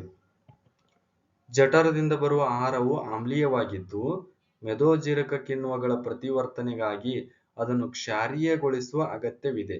ಯಕೃತ್ತಿನಿಂದ ಸ್ರವಿಕೆಯಾಗುವ ಪಿತ್ತರಸವು ಕೊಬ್ಬಿನ ಮೇಲೆ ಪ್ರತಿವರ್ತಿಸುವ ಜೊತೆಗೆ ಈ ಕಾರ್ಯವನ್ನು ಪೂರ್ಣಗೊಳಿಸುತ್ತದೆ. ಸಣ್ಣ ಕರುಳಿನಲ್ಲಿ ಕಂಡುಬರುವ ಕೊಬ್ಬುಗಳು ದೊಡ್ಡ ದೊಡ್ಡ ದುಂಡು ಕಣಗಳ ರೂಪದಲ್ಲಿದ್ದು ಕಿಣ್ವಗಳಿಗೆ ಅದರ ಮೇಲೆ ವರ್ತಿಸಲು ಕಷ್ಟವಾಗುತ್ತದೆ. ಪಿತ್ತರಸದ ಲವಣಗಳು ಅವುಗಳನ್ನು ಚಿಕ್ಕ ಚಿಕ್ಕ ದುಂಡು ಕಣಗಳಾಗಿ ವಿಭಜಿಸಿ ಕಿಣ್ವಗಳ ಕಾರ್ಯಕ್ಷಮತೆಯನ್ನು ಹೆಚ್ಚಿಸುತ್ತದೆ. ಮೇದೋಜೀರಕ ರಸವನ್ನು ಸ್ರವಿಸುತ್ತದೆ. ಮೇದೋಜೀರಕ ರಸವನ್ನು ಸ್ರವಿಸುತ್ತದೆ. ಅದು ಪ್ರೋಟೀನ್ ಅನ್ನು ಜೀರ್ಣಿಸಲು ಟ್ರಿಪ್ಸಿನ್ ಮತ್ತು ವಿಭಿನ್ನ ಸಾಂದ್ರತೆ ಹೊಂದಿರುವ ಕೊಬ್ಬುಗಳ ಮಿಶ್ರಣವನ್ನು ಎಮಲ್ಸೀಕರಣಗೊಳಿಸುವ ಲೈಪೇಸ್ ಎಂಬ ಕಿಣ್ವವನ್ನು ಹೊಂದಿದೆ. ಸಣ್ಣ ಕರುಳಿನ ಭಿತ್ತಿಯು ಗ್ರಂಥಿಗಳನ್ನು ಹೊಂದಿದ್ದು ಅವು ಕರುಳಿನ ರಸವನ್ನು ಸ್ರವಿಸುತ್ತವೆ. ಇದರಲ್ಲಿರುವ ಕಿಣ್ವಗಳು ಅಂತಿಮವಾಗಿ ಪ್ರೋಟೀನ್ ಅನ್ನು ಅಮೈನೋ ಆಮ್ಲಗಳಾಗಿ, ಸಂಕೀರ್ಣ ಕಾರ್ಬೋಹೈಡ್ರೇಟ್ಗಳನ್ನು ಗ್ಲೂಕೋಸ್ ಆಗಿ ಹಾಗೂ ಕೊಬ್ಬುಗಳನ್ನು ಕೊಬ್ಬಿನ ಆಮ್ಲ ಮತ್ತು ಗ್ಲಿಸರಾಲ್ ಆಗಿ ಪರಿವರ್ತಿಸುತ್ತವೆ. ಜೀರ್ಣವಾದ ಆಹಾರವು ಕರುಳಿನ ಗೋಡೆಗಳಿಂದ ಹೀರಲ್ಪಡುತ್ತದೆ. ಸಣ್ಣ ಕರುಳಿನ ಒಳಗೋಡೆಯ ಮೇಲೆ ವಿಲ್ಲೈಗಳೆಂಬ ಅಸಂಖ್ಯಾತ ಬೆರಳಿನಂಥ ರಚನೆಗಳನ್ನು ಹೊಂದಿದ್ದು ಅವು ಆಹಾರವನ್ನು ಹೀರಿಕೊಳ್ಳಲು ಬೇಕಾದ ಮೇಲ್ಮೈ ಪ್ರದೇಶವನ್ನು ಹೆಚ್ಚಿಸುತ್ತವೆ. ವಿಲ್ಲೈಗಳು ರಕ್ತನಾಳಗಳಿಂದ ಸಮೃದ್ಧವಾಗಿದ್ದು ಅವು ಹೀರಿಕೊಂಡ ಆಹಾರವನ್ನು ರಕ್ತವು ದೇಹದ ಪ್ರತಿಯೊಂದು ಜೀವಕೋಶಕ್ಕೆ ಅಲ್ಲಿ ತೆಗೆದುಕೊಂಡು ಹೋಗುತ್ತವೆ. ಅಲ್ಲಿ ಅದು ಶಕ್ತಿ ಪಡೆಯಲು, ಹೊಸ ಅಂಗಾಂಶಗಳನ್ನು ನಿರ್ಮಿಸಲು ಮತ್ತು ಹಳೆಯ ಅಂಗಾಂಶಗಳನ್ನು ದುರಸ್ತಿ ಮಾಡಲು ಬಳಕೆಯಾಗುತ್ತದೆ. ಇನ್ನು ಹೀರಿಕೆಯಾಗದ ಆಹಾರವು ದೊಡ್ಡ ಕರುಳಿಗೆ ಕಳುಹಿಸಲ್ಪಡುತ್ತದೆ. ಅಲ್ಲಿ ಹೆಚ್ಚಿನ ವಿಲ್ಲೈಗಳು ಈ ಪದಾರ್ಥಗಳಿಂದ ನೀರನ್ನು ಹೀರಿಕೊಳ್ಳುತ್ತವೆ. ಉಳಿದ ಪದಾರ್ಥಗಳನ್ನು ಗುದದ್ವಾರದ ಮೂಲಕ ದೇಹದಿಂದ ಹೊರಹಾಕಲಾಗುತ್ತದೆ. ಈ ತ್ಯಾಜ್ಯ ಪದಾರ್ಥಗಳ ಹೊರಹಾಕುವಿಕೆ ಗುದ ಸಂಕುಚನ ಸ್ನಾಯುಗಳಿಂದ ನಿಯಂತ್ರಿಸಲ್ಪಡುತ್ತದೆ. ನೆನಪಿಡಿ, ಪೋಷಣೆ ಆಹಾರ ಸೇವಿಸಿ ಜೀರ್ಣಿಸಿ ಅದನ್ನು ದೇಹಗತವನ್ನಾಗಿ ಮಾಡುವ ಕ್ರಿಯೆ. ವಿಧಗಳು: ಸ್ವಪೋಷಕಗಳಲ್ಲಿ ಪೋಷಣೆ, ಪರಪೋಷಕಗಳಲ್ಲಿ ಪೋಷಣೆ. ಸ್ವಪೋಷಕಗಳಲ್ಲಿ ಪೋಷಣೆ ಹಸಿರು ಸಸ್ಯಗಳು ಮತ್ತು ಕೆಲವು ಬ್ಯಾಕ್ಟೀರಿಯಾಗಳು. ಕಾರ್ಬನ್ ಮತ್ತು ಶಕ್ತಿಯ ಅವಶ್ಯಕತೆ ದ್ವಿತೀಯ ಸಂಶ್ಲೇಷಣೆ ಮೂಲಕ ಪೂರೈಕೆ. ದ್ವಿತೀಯ ಸಂಶ್ಲೇಷಣೆ ಕ್ರಿಯೆ ಎಂದರೆ ಕಾರ್ಬನ್ ಡೈಆಕ್ಸೈಡ್ ಮತ್ತು ನೀರಿನ ರೂಪದಲ್ಲಿ ವಸ್ತುಗಳನ್ನು ತೆಗೆದುಕೊಂಡು ಸೌರ ಬೆಳಕು ಮತ್ತು ಕ್ಲೋರೋಫಿಲ್ ಉಪಸ್ಥಿತಿಯಲ್ಲಿ ಕಾರ್ಬೋಹೈಡ್ರೇಟ್ಗಳಾಗಿ ಪರಿವರ್ತಿಸುವ ಕ್ರಿಯೆಗೆ ನಾವು ದ್ವಿತೀಯ ಸಂಶ್ಲೇಷಣೆ ಕ್ರಿಯೆ ಅಂತ ಕರಿತೀವಿ. 6CO2 + 12H2O ಕ್ಲೋರೋಫಿಲ್ ಮತ್ತು ಸೌರ ಬೆಳಕು. C6H12O6 + 6O2 + 6H2O. ಇಲ್ಲಿ ಜರುಗುವ ಮೂರು ಘಟನೆಗಳು. ದ್ವಿತೀಯ ಸಂಶ್ಲೇಷಣೆ ಕ್ರಿಯೆಯಲ್ಲಿ ಜರುಗುವ ಮೂರು ಘಟನೆಗಳು: 1. ಕ್ಲೋರೋಫಿಲ್ನಿಂದ ಬೆಳಕಿನ ಶಕ್ತಿ ಹೀರಿಕೆ. 2. ಬೆಳಕಿನ ಶಕ್ತಿ ರಾಸಾಯನಿಕ ಶಕ್ತಿಯಾಗಿ ಪರಿವರ್ತನೆಯಾಗುತ್ತದೆ ಮತ್ತು ನೀರಿನ ಅಣುಗಳು ಹೈಡ್ರೋಜನ್ ಮತ್ತು ಆಕ್ಸಿಜನ್ ಆಗಿ ವಿಭಜಿಸಲ್ಪಡುತ್ತದೆ. 3. ಕಾರ್ಬನ್ ಡೈಆಕ್ಸೈಡ್ ಕಾರ್ಬೋಹೈಡ್ರೇಟ್ ಆಗಿ ನಿಯಂತ್ರಿಸಲ್ಪಡುವುದು ಅಥವಾ ಪರಿವರ್ತಿಸಲ್ಪಡುವುದು. ಕಾರ್ಬನ್ ಡೈಆಕ್ಸೈಡ್ ಕಾರ್ಬೋಹೈಡ್ರೇಟ್ ಆಗಿ ಪರಿವರ್ತಿಸಲ್ಪಡುವುದು. ದ್ವಿತೀಯ ಸಂಶ್ಲೇಷಣೆಗೆ ಬೇಕಾಗುವ ಕಚ್ಚಾ ಪದಾರ್ಥಗಳು: ನೀರು, ನೈಟ್ರೋಜನ್, ಫಾಸ್ಫರಸ್, ಕಬ್ಬಿಣ ಮತ್ತು ಮ್ಯಾಗ್ನೀಸಿಯಂ. ಮಣ್ಣಿನಲ್ಲಿರುವ ಬೇರುಗಳ ಮೂಲಕ. ನೈಟ್ರೋಜನ್ ಅವಶ್ಯಕ ಧಾತುವಾಗಿದ್ದು ಪ್ರೋಟೀನ್ ಮತ್ತು ಇತರೆ ವಸ್ತುಗಳ ಸಂಶ್ಲೇಷಣೆಯಲ್ಲಿ ಬಳಕೆಯಾಗುತ್ತದೆ. ಇದನ್ನು ನೈಟ್ರೇಟ್ ಮತ್ತು ಅಥವಾ ನೈಟ್ರೈಟ್ಗಳ ರೂಪದಲ್ಲಿ ಪಡೆಯಲಾಗುತ್ತದೆ. ಪರಪೋಷಕಗಳಲ್ಲಿ ಪೋಷಣೆ ಪ್ರಾಣಿಗಳು ಮತ್ತು ಶಿಲೀಂಧ್ರಗಳು. ದೇಹದ ಹೊರಗೆ ವಿಭಜಿಸಿ ಹೀರಿಕೆಯಾಗುವಂತವು ಶಿಲೀಂಧ್ರಗಳು. ದೇಹದ ಒಳಗೆ ವಿಭಜಿಸಿ ಪೂರ್ಣ ಆಹಾರ ಸೇವನೆ ಮಾಡುವಂತವು ಪ್ರಾಣಿಗಳು. ಕೊಲ್ಲದೆ ಪೋಷಣೆ ಪಡೆಯುವಂತವು ಪರಾವಲಂಬಿ, ಉಣ್ಣೆ, ಹೇನು, ಜಿಗಣೆ, ಲಾಡಿಹುಳು, ಕಸ್ಕುಟ. ಅಮೀಬಾದಲ್ಲಿ ಆಹಾರ ರಸದಾನಿ ಮೂಲಕ ವಿಸರಣೆ ಎಂಬ ಕ್ರಿಯೆಯ ಮೂಲಕ ಆಹಾರವನ್ನು ಪಡೆದುಕೊಳ್ಳುತ್ತವೆ. ಪ್ಯಾರಾಮೀಶಿಯಂ ಸಿಲಿಯಾಗಳ ಮೂಲಕ. ಮಾನವರಲ್ಲಿ ಪೋಷಣೆ ಲಾಲಾರಸ ಗ್ರಂಥಿ, ಅಲ್ಲಿ ಅಮೈಲೇಜ್ ಎಂಬ ಕಿಣ್ವ ಇರುತ್ತದೆ. ಪಿಷ್ಟ ಅನ್ನು ಸರಳ ಸಕ್ಕರೆ ಅಣುಗಳಾಗಿ ವಿಭಜಿಸುತ್ತದೆ. ಜೀರ್ಣನಾಳದಲ್ಲಿ ಪರಿಕ್ರಮಣ ಸಂಕೋಚನ ಚಲನೆ ನಡೆಯುತ್ತದೆ. ಜಠರದಲ್ಲಿ ಹೈಡ್ರೋಕ್ಲೋರಿಕ್ ಆಮ್ಲ ಪೆಪ್ಸಿನ್ ಕಿಣ್ವದ ಕ್ರಿಯೆಯನ್ನು ಉತ್ತೇಜಿಸುತ್ತದೆ. ಪೆಪ್ಸಿನ್ ಮತ್ತು ಲೋಳೆ. ಲೋಳೆಯು ಜಠರದ ಗೋಡೆಗಳನ್ನು ಆಮ್ಲಗಳಿಂದ ರಕ್ಷಣೆ ನೀಡುತ್ತದೆ. ಸಣ್ಣ ಕರಳು ಹುಲ್ಲು ತಿನ್ನುವ ಜೀವಿಗಳು ಉದ್ದ ಸಣ್ಣ ಕರಳನ್ನು ಹೊಂದಿವೆ, ಏಕೆಂದರೆ ಸೆಲ್ಯುಲೋಸ್ ಜೀರ್ಣಿಸುವ ಸಲುವಾಗಿ. ಮಾಂಸಾಹಾರಿಗಳು ಗಿಡ್ಡ ಸಣ್ಣ ಕರಳನ್ನು ಹೊಂದಿವೆ, ಏಕೆಂದರೆ ಜೀರ್ಣಿಸುವುದು ಸುಲಭವಾಗಿದೆ. ಸಣ್ಣ ಕರಳು ಕಾರ್ಬೋಹೈಡ್ರೇಟ್ಗಳು, ಪ್ರೋಟೀನ್ಗಳು, ಕೊಬ್ಬುಗಳು ಸಂಪೂರ್ಣವಾಗಿ ಪಚನಗೊಳ್ಳುವ ಸ್ಥಳವಾಗಿದೆ. ಮೆದೋಜೀರಕ ಗ್ರಂಥಿ ಆಮ್ಲೀಯ ಆಹಾರ ಕ್ಷಾರೀಯಗೊಳಿಸುತ್ತದೆ. ಟ್ರಿಪ್ಸಿನ್ ಪ್ರೋಟೀನ್ ಜೀರ್ಣಿಸಲು ಮತ್ತು ಲೈಪೇಜ್ ಕೊಬ್ಬುಗಳನ್ನು ವಿಭಜಿಸಲು. ಯಕೃತ್ತಿನಿಂದ ಪಿತ್ತರಸ ಕೊಬ್ಬುಗಳ ದೊಡ್ಡ ಕಣಗಳನ್ನು ಚಿಕ್ಕ ಕಣಗಳಾಗಿ ವಿಭಜನೆಯಾಗುತ್ತದೆ. ಕರುಳಿನ ರಸ ಪ್ರೋಟೀನ್ ಅನ್ನು ಅಮೈನೋ ಆಮ್ಲಗಳಾಗಿ, ಸಂಕೀರ್ಣ ಕಾರ್ಬೋಹೈಡ್ರೇಟ್ಗಳನ್ನು ಗ್ಲೂಕೋಸ್ ಆಗಿ, ಕೊಬ್ಬುಗಳನ್ನು ಕೊಬ್ಬಿನ ಆಮ್ಲ ಮತ್ತು ಗ್ಲಿಸರಾಲ್ಗಳಾಗಿ ಪರಿವರ್ತಿಸುತ್ತದೆ. ಸಣ್ಣ ಕರುಳಿನ ಒಳಗೋಡೆಯು ವಿಲ್ಲೈಗಳೆಂಬ ಅಸಂಖ್ಯಾತ ಬೆರಳಿನಂಥ ರಚನೆಗಳನ್ನು ಹೊಂದಿವೆ. ಅವು ಆಹಾರವನ್ನು ಹೀರಿಕೊಳ್ಳಲು ಬೇಕಾದ ಮೇಲ್ಮೈ ಪ್ರದೇಶವನ್ನು ಹೆಚ್ಚಿಸುತ್ತವೆ. ವಿಲ್ಲೈಗಳು ರಕ್ತನಾಳಗಳಿಂದ ಸಮೃದ್ಧವಾಗಿದ್ದು ಅವು ಹೀರಿಕೊಂಡ ಆಹಾರವನ್ನು ರಕ್ತವು ದೇಹದ ಪ್ರತಿಯೊಂದು ಜೀವಕೋಶಕ್ಕೆ ತೆಗೆದುಕೊಂಡು ಹೋಗುತ್ತವೆ. ಅಲ್ಲಿ ಅದು ಶಕ್ತಿ ಪಡೆಯಲು, ಹೊಸ ಅಂಗಾಂಶಗಳನ್ನು ನಿರ್ಮಿಸಲು ಮತ್ತು ಹಳೆಯ ಅಂಗಾಂಶಗಳ ದುರಸ್ತಿಗೆ ಬಳಕೆಯಾಗುತ್ತವೆ. ದೊಡ್ಡ ಕರಳು ಹೆಚ್ಚಿನ ನೀರಿನ ಹೀರಿಕೆ ಮಾಡುತ್ತದೆ. ಚಟುವಟಿಕೆ 5.4 ಉಸಿರಾಟ. ಆಗಷ್ಟೇ ತಯಾರಿಸಿದ ಸುಣ್ಣದ ತಿಳಿನೀರಿನ ಒಂದು ಪ್ರನಾಳದಲ್ಲಿ ಸ್ವಲ್ಪ ತೆಗೆದುಕೊಳ್ಳಿ. ಈ ಸುಣ್ಣದ ತಿಳಿನೀರಿನ ಮೂಲಕ ಗಾಳಿಯನ್ನು ಊದಿ. ಸುಣ್ಣದ ತಿಳಿನೀರು ಹಾಲಿನ ಬಣ್ಣಕ್ಕೆ ತಿರುಗಲು ಎಷ್ಟು ಸಮಯ ತೆಗೆದುಕೊಳ್ಳುತ್ತದೆ ಎಂದು ಗುರುತಿಸಿಕೊಳ್ಳಿ. ಸುಣ್ಣದ ತಿಳಿನೀರಿನ ಮೂಲಕ ಬಾಯಿಯ ಮೂಲಕ ಗಾಳಿಯನ್ನು ಊದಿದ ತಕ್ಷಣ ಸುಣ್ಣದ ತಿಳಿನೀರು ಹಾಲಿನ ಬಣ್ಣಕ್ಕೆ ತಿರುಗುತ್ತದೆ. ಕಾರಣ ಕಾರ್ಬನ್ ಡೈಆಕ್ಸೈಡ್. ಇನ್ನೊಂದು ಪ್ರನಾಳದಲ್ಲಿ ಆಗಷ್ಟೇ ತಯಾರಿಸಿದ ಸುಣ್ಣದ ತಿಳಿನೀರನ್ನು ತೆಗೆದುಕೊಂಡು ಅದರ ಮೂಲಕ ಒಂದು ಪಿಚಕಾರಿ ಅಥವಾ ಸಿರಿಂಜಿನ ಸಹಾಯದಿಂದ ಗಾಳಿ ಹಾಯಿಸಿ. ಈಗ ಸುಣ್ಣದ ತಿಳಿನೀರು ಹಾಲಿನ ಬಣ್ಣಕ್ಕೆ ತಿರುಗಲು ಎಷ್ಟು ಸಮಯ ತೆಗೆದುಕೊಂಡಿತು ಎಂಬುದನ್ನು ಗುರುತಿಸಿಕೊಳ್ಳಿ. ಸುಣ್ಣದ ತಿಳಿನೀರು ಹಾಲಿನ ಬಣ್ಣಕ್ಕೆ ತಿರುಗಲು ಹೆಚ್ಚು ಗಾಳಿ ಮತ್ತು ಬಹಳ ಸಮಯ ತೆಗೆದುಕೊಳ್ಳುತ್ತದೆ. ಕಾರಣ ಗಾಳಿಯಲ್ಲಿ ಕಡಿಮೆ ಪ್ರಮಾಣದಲ್ಲಿ ಕಾರ್ಬನ್ ಡೈಆಕ್ಸೈಡ್ ಇದೆ ಎಂದು ತಿಳಿಯುತ್ತದೆ. ನಾವು ಹೊರಬಿಟ್ಟ ಉಸಿರಿನಲ್ಲಿರುವ ಕಾರ್ಬನ್ ಡೈಆಕ್ಸೈಡ್ ಪ್ರಮಾಣದ ಬಗ್ಗೆ ನಮಗೆ ಇದು ಏನನ್ನು ತಿಳಿಸುತ್ತದೆ? ಬಾಯಿಯ ಮೂಲಕ ಊದಿದ ಗಾಳಿಯಲ್ಲಿ ಉಸಿರಾಟ ಕ್ರಿಯೆ ಮೂಲಕ ಬಿಡುಗಡೆಯಾಗುವ ಕಾರ್ಬನ್ ಡೈಆಕ್ಸೈಡ್ ಹೆಚ್ಚಿನ ಪ್ರಮಾಣದಲ್ಲಿ ಇರುತ್ತದೆ. ಆದ್ದರಿಂದ ಸುಣ್ಣದ ತಿಳಿನೀರು ತಕ್ಷಣ ಕಾರ್ಬನ್ ಡೈಆಕ್ಸೈಡ್ ನೊಂದಿಗೆ ವರ್ತಿಸಿ ಕ್ಯಾಲ್ಸಿಯಂ ಕಾರ್ಬೊನೇಟ್ ಉಂಟು ಮಾಡಿ ಸುಣ್ಣದ ತಿಳಿನೀರು ಹಾಲಿನ ಬಣ್ಣಕ್ಕೆ ತಿರುಗುತ್ತದೆ. ಇದು ಪಿಚಕಾರಿ ಅಥವಾ ಸಿರಿಂಜ್ ಸಹಾಯದಿಂದ ಹಾಯಿಸಿದ ಗಾಳಿಯಲ್ಲಿ ಕಾರ್ಬನ್ ಡೈಆಕ್ಸೈಡ್ ಪ್ರಮಾಣ ಕಡಿಮೆ ಇರುತ್ತದೆ. ಆದ್ದರಿಂದ ಸುಣ್ಣದ ತಿಳಿ ನೀರು ಹಾಲಿನ ಬಣ್ಣಕ್ಕೆ ತಿರುಗಲು ಹೆಚ್ಚು ಗಾಳಿ ಮತ್ತು ಬಹಳ ಸಮಯ ತೆಗೆದುಕೊಳ್ಳುತ್ತದೆ. ಚಟುವಟಿಕೆ 5.5 ಸ್ವಲ್ಪ ಹಣ್ಣಿನ ರಸ ಅಥವಾ ಸಕ್ಕರೆಯ ದ್ರಾವಣವನ್ನು ತೆಗೆದುಕೊಳ್ಳಿ ಮತ್ತು ಅದಕ್ಕೆ ಸ್ವಲ್ಪ ಈಸ್ಟ್ ಅನ್ನು ಸೇರಿಸಿ. ಈ ಮಿಶ್ರಣವನ್ನು ಒಂದು ರಂಧ್ರದ ರಬ್ಬರ್ ಕಾರ್ಕ್ನಿಂದ ಮುಚ್ಚಿರುವ ಒಂದು ಪ್ರನಾಳದಲ್ಲಿ ತೆಗೆದುಕೊಳ್ಳಿ. ಒಂದು ಬಾಗಿದ ಗಾಜಿನ ನಳಿಕೆಯನ್ನು ಕಾರ್ಕ್ಗೆ ಜೋಡಿಸಿ ನಳಿಕೆಯ ಮತ್ತೊಂದು ತುದಿಯನ್ನು ಆಗಷ್ಟೇ ತಯಾರಿಸಿದ ಸುಣ್ಣದ ತಿಳಿನೀರನ್ನು ತೆಗೆದುಕೊಂಡು ಪ್ರನಾಳದೊಳಗೆ ಮುಳುಗಿಸಿ. ಸುಣ್ಣದ ತಿಳಿನೀರಿನಲ್ಲಿ ಯಾವ ಬದಲಾವಣೆಗಳನ್ನು ಗಮನಿಸಬಹುದು ಮತ್ತು ಈ ಬದಲಾವಣೆ ಉಂಟಾಗಲು ಇದು ತೆಗೆದುಕೊಂಡ ಸಮಯ ಎಷ್ಟು? ಸುಣ್ಣದ ತಿಳಿನೀರು ಹಾಲಿನ ಬಣ್ಣಕ್ಕೆ ತಿರುಗುತ್ತದೆ. ಸ್ವಲ್ಪ ಹಣ್ಣಿನ ರಸ ಅಥವಾ ಸಕ್ಕರೆಯ ದ್ರಾವಣದಲ್ಲಿ ಈಸ್ಟ್ ಹುದುಗುವಿಕೆಯನ್ನು ಉಂಟು ಮಾಡಿ ಕಾರ್ಬನ್ ಡೈಆಕ್ಸೈಡ್ ಅನ್ನು ಬಿಡುಗಡೆ ಮಾಡಿ ಸುಣ್ಣದ ತಿಳಿನೀರು ಹಾಲಿನ ಬಣ್ಣಕ್ಕೆ ತಿರುಗಲು ಕಾರಣವಾಗುತ್ತದೆ. ಇದು ಹೆಚ್ಚು ಸಮಯ ತೆಗೆದುಕೊಳ್ಳುತ್ತದೆ. ಹುದುಗುವಿಕೆಯ ಉತ್ಪನ್ನಗಳ ಬಗ್ಗೆ ಇದು ನಮಗೆ ಏನನ್ನು ತಿಳಿಸುತ್ತದೆ? ಹುದುಗುವಿಕೆಯ ಕ್ರಿಯೆಯು ಕಾರ್ಬನ್ ಡೈಆಕ್ಸೈಡ್ ಅನಿಲವು ಬಿಡುಗಡೆ ಮಾಡುತ್ತದೆ ಎಂದು ತಿಳಿಯುತ್ತದೆ. ಉಸಿರಾಟ ಕೆಲವು ಆಕ್ಸಿಜನ್ ಪಾತ್ರವಿರದ ಬೇರೆ ಪ್ರಕ್ರಿಯೆಗಳನ್ನು ಬಳಸುತ್ತವೆ. ಎಲ್ಲಾ ಪ್ರಕರಣಗಳಲ್ಲಿ ಮೊದಲ ಹಂತ 6 ಕಾರ್ಬನ್ ಅಣುವಾದ ಗ್ಲೂಕೋಸ್ 3 ಕಾರ್ಬನ್ ಅಣುವಾದ ಪೈರುವೇಟ್ ಆಗಿ ವಿಭಜಿಸುವುದು. ಎಲ್ಲಾ ಪ್ರಕರಣಗಳಲ್ಲಿ ಮೊದಲ ಹಂತ 6 ಕಾರ್ಬನ್ ಅಣುವಾದ ಗ್ಲೂಕೋಸ್ 3 ಕಾರ್ಬನ್ ಅಣುವಾದ ಪೈರುವೇಟ್ ಆಗಿ ವಿಭಜಿಸುವುದು. ಈ ಪ್ರಕ್ರಿಯೆ ಕೋಶ ದ್ರವ್ಯದಲ್ಲಿ ನಡೆಯುತ್ತದೆ.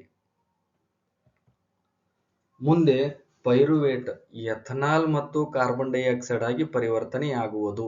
ಎಥನಾಲ್ ಮತ್ತು ಕಾರ್ಬನ್ ಡೈಆಕ್ಸೈಡ್ ಆಗಿ ಪರಿವರ್ತನೆಗೊಳ್ಳಬಹುದು.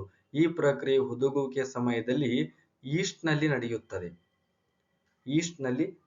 ಈ ಪ್ರಕ್ರಿಯೆಯು ಗಾಳಿಯ ಅನುಪಸ್ಥಿತಿಯಲ್ಲಿ ಆಕ್ಸಿಜನ್ ಅನುಪಸ್ಥಿತಿಯಲ್ಲಿ ನಡೆಯುವುದರಿಂದ ಇದನ್ನು ಅವಾಯವಿಕ ಉಸಿರಾಟ ಕ್ರಿಯೆ ಎಂದು ಕರೆಯುತ್ತೇವೆ. ಆಕ್ಸಿಜನ್ ಬಳಕೆಯಿಂದ ನಡೆಯುವ ಪೈರುವೇಟ್ ವಿಭಜನೆಯು ಮೈಟೊಕಾಂಡ್ರಿಯಾದಲ್ಲಿ ನಡೆಯುತ್ತದೆ. 3 ಕಾರ್ಬನ್ ಪೈರುವೇಟ್ ಅಣುವನ್ನು ವಿಭಜಿಸಿ 3 ಕಾರ್ಬನ್ ಡೈಆಕ್ಸೈಡ್ ಅಣುವನ್ನು ಉಂಟು ಮಾಡುತ್ತದೆ. ಇನ್ನೊಂದು ಉತ್ಪನ್ನ ನೀರು. ಈ ಪ್ರಕ್ರಿಯೆಯು ಗಾಳಿ ಅಥವಾ ಆಕ್ಸಿಜನ್ ಉಪಸ್ಥಿತಿಯಲ್ಲಿ ನಡೆಯುವುದರಿಂದ ನಾವು ಇದಕ್ಕೆ ವಾಯವಿಕ ಉಸಿರಾಟ ಎಂದು ಕರೆಯುತ್ತೇವೆ. ಈ ವಾಯವಿಕ ಉಸಿರಾಟ ಪ್ರಕ್ರಿಯೆಗೆ ಬಿಡುಗಡೆಯಾಗುವ ಶಕ್ತಿಯು ಅವಾಯವಿಕ ಪ್ರಕ್ರಿಯೆಗಿಂತ ಹೆಚ್ಚಾಗಿರುತ್ತದೆ ಅಥವಾ ಅತ್ಯಧಿಕವಾಗಿರುತ್ತದೆ. ಕೆಲವೊಮ್ಮೆ ನಮ್ಮ ಸ್ನಾಯು ಜೀವಕೋಶಗಳಲ್ಲಿ ಆಕ್ಸಿಜನ್ ಕೊರತೆ ಇದ್ದಾಗ ಬೇರೊಂದು ಪ್ರಕ್ರಿಯೆ ಮೂಲಕ ಪೈರುವೇಟ್ ವಿಭಜನೆಯಾಗುತ್ತದೆ. ಇಲ್ಲಿ ಪೈರುವೇಟ್ ಲ್ಯಾಕ್ಟಿಕ್ ಆಮ್ಲವಾಗಿ ಪರಿವರ್ತನೆ ಹೊಂದುತ್ತದೆ. ನಮ್ಮ ಸ್ನಾಯುಗಳಲ್ಲಿ ಆಕ್ಸಿಜನ್ ಕೊರತೆಯಾದಾಗ ಪೈರುವೇಟ್ ಲ್ಯಾಕ್ಟಿಕ್ ಆಮ್ಲವಾಗಿ ಪರಿವರ್ತನೆ ಹೊಂದುತ್ತದೆ ಮತ್ತು ಇದು ಕೂಡ 3 ಕಾರ್ಬನ್ ಅಣುವಾಗಿದೆ. ಈ ರೀತಿಯ ತಕ್ಷಣದ ಚಟುವಟಿಕೆಯಿಂದ ನಮ್ಮ ಸ್ನಾಯುಗಳಲ್ಲಿ ಉಂಟಾದ ಲ್ಯಾಕ್ಟಿಕ್ ಆಮ್ಲವು ಸ್ನಾಯುಗಳ ಸೆಳೆತಕ್ಕೆ ಕಾರಣವಾಗುತ್ತದೆ. ಕೋಶೀಯ ಉಸಿರಾಟದ ಸಮಯದಲ್ಲಿ ಬಿಡುಗಡೆಯಾಗುವ ಶಕ್ತಿಯನ್ನು ತಕ್ಷಣವೇ ಜೀವಕೋಶದ ಇತರ ಎಲ್ಲಾ ಚಟುವಟಿಕೆಗಳಿಗೆ ಇಂಧನವಾಗಿ ಬಳಸುವ ಎಟಿಪಿ ಎಂಬ ಅಣುವನ್ನು ಸಂಶ್ಲೇಷಿಸಲು ಬಳಸಲಾಗುತ್ತದೆ.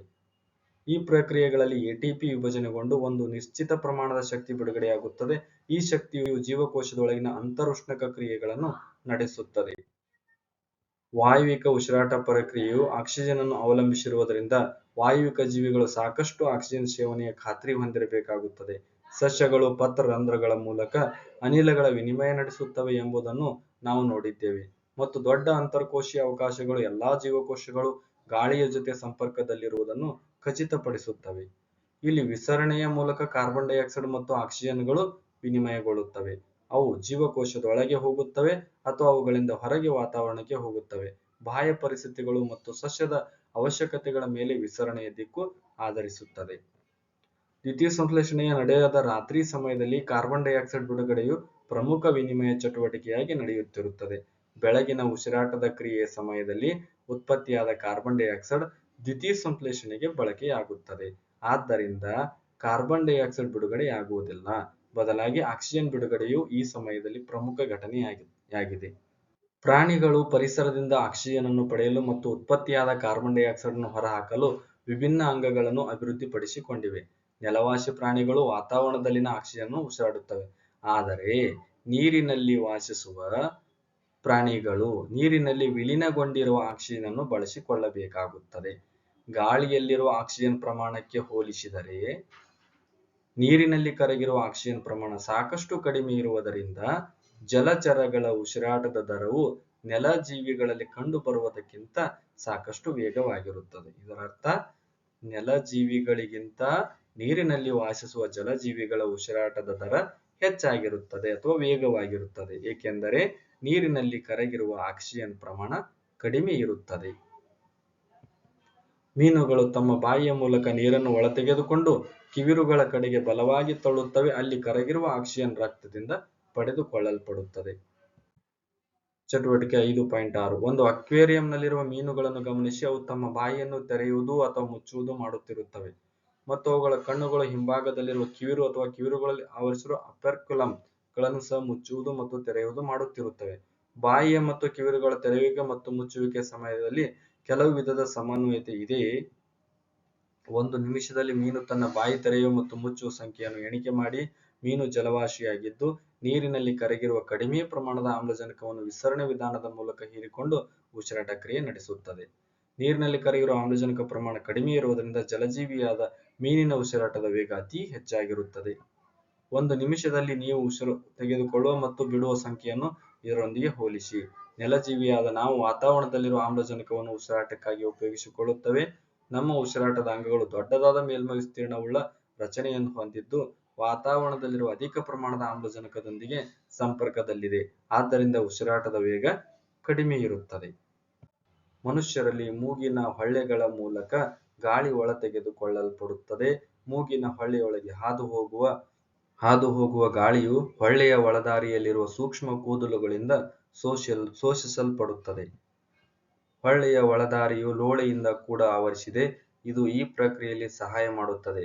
ಇಲ್ಲಿಂದ ಗಾಳಿಯು ಗಂಟಲಿನ ಮೂಲಕ ಶ್ವಾಸಕೋಶದೊಳಗೆ ಚಲಿಸುತ್ತದೆ. ಗಂಟಲಿನಲ್ಲಿ ಮೃದ್ವಸ್ಥೀಯ ಉಂಗುರಗಳಿದ್ದು ಈ ಉಂಗುರಗಳಂಥ ರಚನೆಗಳಿವೆ. ಇವುಗಳು ಗಾಳಿ ಹಾದುಹೋಗುವಾಗ ರಚನೆ ಕುಸಿಯದಂತೆ ಇದು ನೋಡಿಕೊಳ್ಳುತ್ತದೆ. ಮೃದ್ವಸ್ಥೀಯ ಉಂಗುರಗಳಂಥ ರಚನೆಗಳಿವೆ ಗಂಟಲಿನಲ್ಲಿ. ಇವುಗಳು ಗಾಳಿ ಹಾದುಹೋಗುವ ರಚನೆ ಕುಸಿಯದಂತೆ ನೋಡಿಕೊಳ್ಳುತ್ತವೆ. ಶ್ವಾಸನಾಳವು ಶ್ವಾಸಕೋಶದೊಳಗೆ ಅತಿ ಸಣ್ಣ ನಳಿಕೆಗಳಾಗಿ ವಿಭಜನೆ ಹೊಂದಿ ಅಂತಿಮವಾಗಿ ಬಲೂನಿನಂಥ ರಚನೆಗಳಾಗಿ ಬದಲಾಗುತ್ತವೆ. ಇವುಗಳನ್ನು ನಾವು ಗಾಳಿಗೂಡುಗಳು ಎಂದು ಕರೆಯುತ್ತೇವೆ. ಶ್ವಾಸನಾಳವು ಶ್ವಾಸಕೋಶದೊಳಗೆ ಅತಿ ಸಣ್ಣ ನಳಿಕೆಗಳಾಗಿ ವಿಭಜನೆ ಹೊಂದಿ ಅಂತಿಮವಾಗಿ ಬಲೂನಿನಂಥ ರಚನೆಗಳಾಗಿ ಬದಲಾಗುತ್ತವೆ.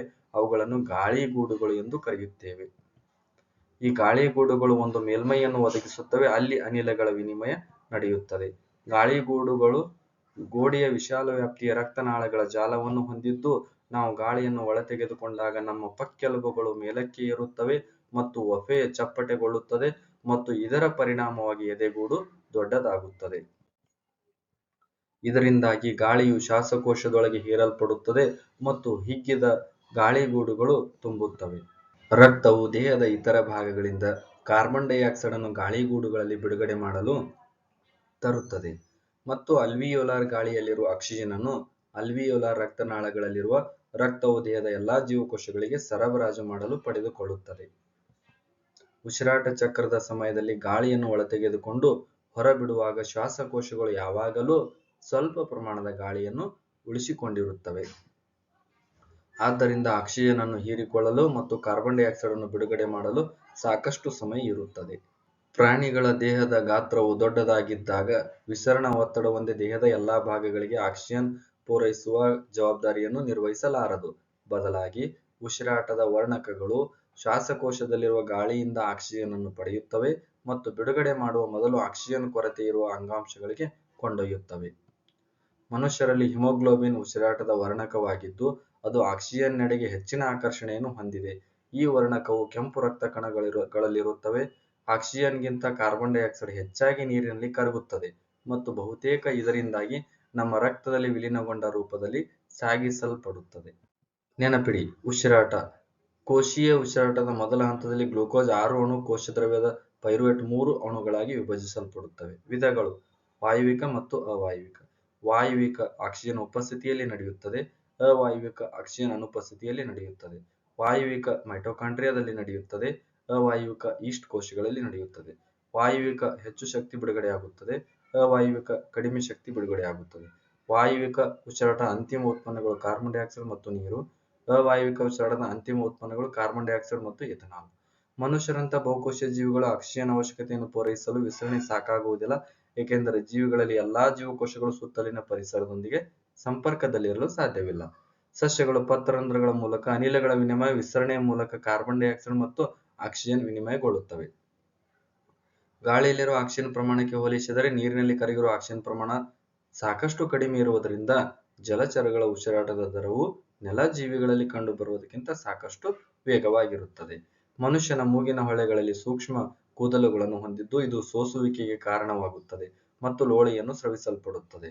ಇಲ್ಲಿಂದ ಗಂಟಲಿನಲ್ಲಿ ಮೃದೋಸ್ಥಿ ಉಂಗುರ ರಚನೆಯನ್ನು ಹೊಂದಿದ್ದು ಇದರ ಮೂಲಕ ಶ್ವಾಸಕೋಶದಲ್ಲಿ ಬಲೂನಿನಂಥ ರಚನೆಗಳು ಕಂಡುಬರುತ್ತವೆ. ಇವುಗಳಿಗೆ ಗಾಳಿಗೂಡುಗಳು ಎಂದು ಕರೆಯುತ್ತೇವೆ. ಇಲ್ಲಿ ಅನಿಲಗಳ ವಿನಿಮಯ ಕ್ರಿಯೆ ನಡೆಯುತ್ತವೆ.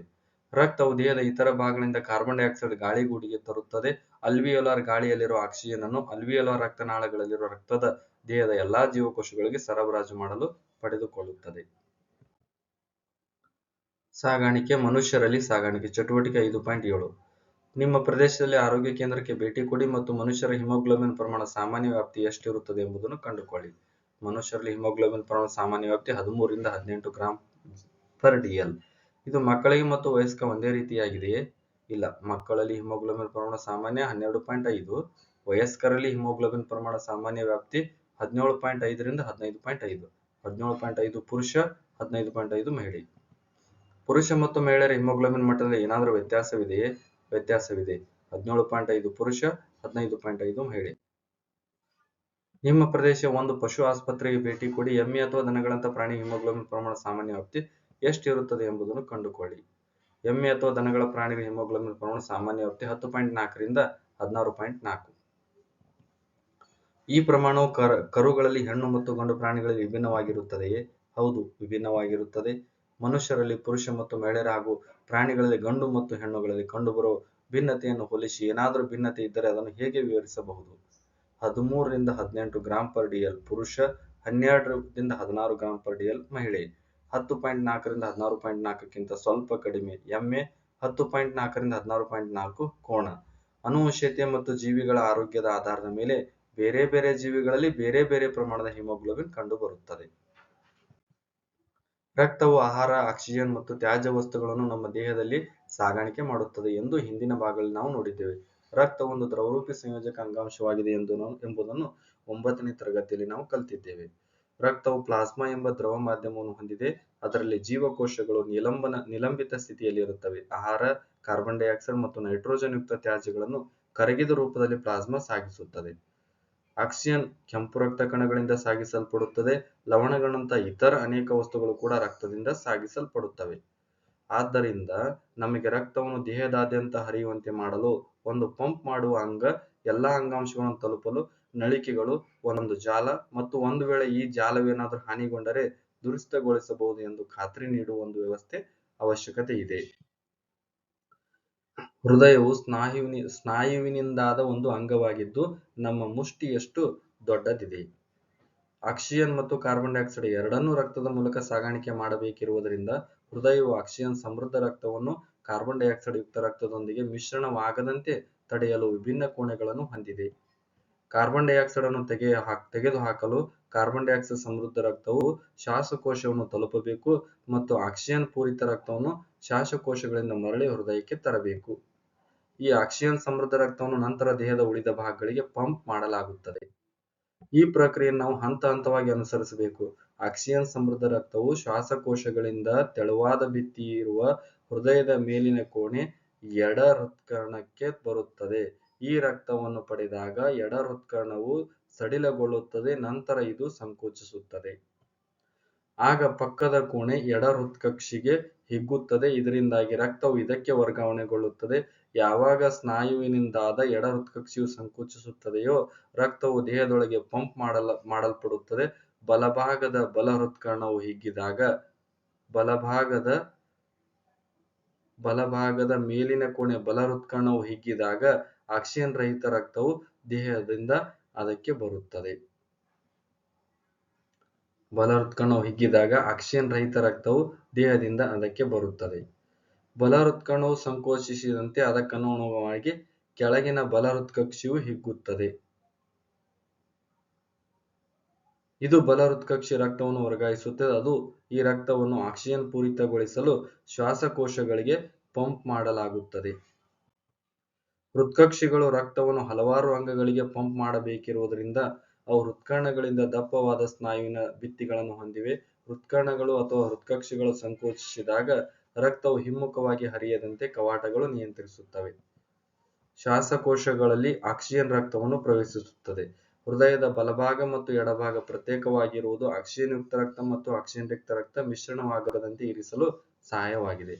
ಈ ರೀತಿ ಪ್ರತ್ಯೇಕಿಸುವಿಕೆಯು ದೇಹಕ್ಕೆ ಆಕ್ಸಿಜನ್ ಪೂರೈಕೆಯು ಹೆಚ್ಚು ಸಮರ್ಥವಾಗಿ ಆಗುವಂತೆ ಮಾಡುತ್ತದೆ. ಪಕ್ಷಿಗಳು ಮತ್ತು ಸ್ತನಿಗಳಂತಹ ಅಧಿಕ ಶಕ್ತಿಯ ಅವಶ್ಯಕತೆ ಇರುವ ಪ್ರಾಣಿಗಳಲ್ಲಿ ಇದು ಉಪಯುಕ್ತವಾಗಿದೆ. ಇವು ತಮ್ಮ ದೇಹದ ಉಷ್ಣತೆಯನ್ನು ಕಾಪಾಡಿಕೊಳ್ಳಲು ನಿರಂತರವಾಗಿ ಶಕ್ತಿಯನ್ನು ಬಳಸುತ್ತವೆ. ಈ ಉದ್ದೇಶಕ್ಕಾಗಿ ಶಕ್ತಿಯನ್ನು ಬಳಸಿಕೊಳ್ಳದ ಪ್ರಾಣಿಗಳಲ್ಲಿ ದೇಹದ ಉಷ್ಣತೆಯು ವಾತಾವರಣದ ಉಷ್ಣತೆಯ ಮೇಲೆ ಅವಲಂಬಿಸಿರುತ್ತದೆ. ಉಭಯವಾಸಿಗಳು ಮತ್ತು ಬಹುತೇಕ ಸರೀಸೃಪಗಳಂತಹ ಪ್ರಾಣಿಗಳು 3 ಕೋಣೆಗಳ ಹೃದಯವನ್ನು ಹೊಂದಿವೆ ಮತ್ತು ಆಕ್ಸಿಜನ್ ಯುಕ್ತ ರಕ್ತ ಹಾಗೂ ಆಕ್ಸಿಜನ್ ರಹಿತ ರಕ್ತವು ಸ್ವಲ್ಪ ಮಟ್ಟಿಗೆ ಮಿಶ್ರಣವಾಗುವುದನ್ನು ತಡೆದುಕೊಳ್ಳುತ್ತವೆ. ಮೀನುಗಳು ಕೇವಲ 2 ಕೋಣೆಗಳ ಹೃದಯ ಹೊಂದಿದ್ದು, ಕಿವಿರುಗಳಿಗೆ ಪಂಪ್ ಮಾಡಲ್ಪಡುವ ರಕ್ತವು ಆಕ್ಸಿಜನ್ ಯುಕ್ತವಾಗಿರುತ್ತದೆ ಮತ್ತು ದೇಹದ ಉಳಿದ ಭಾಗಗಳಿಗೆ ನೇರವಾಗಿ ಚಲಿಸುತ್ತದೆ.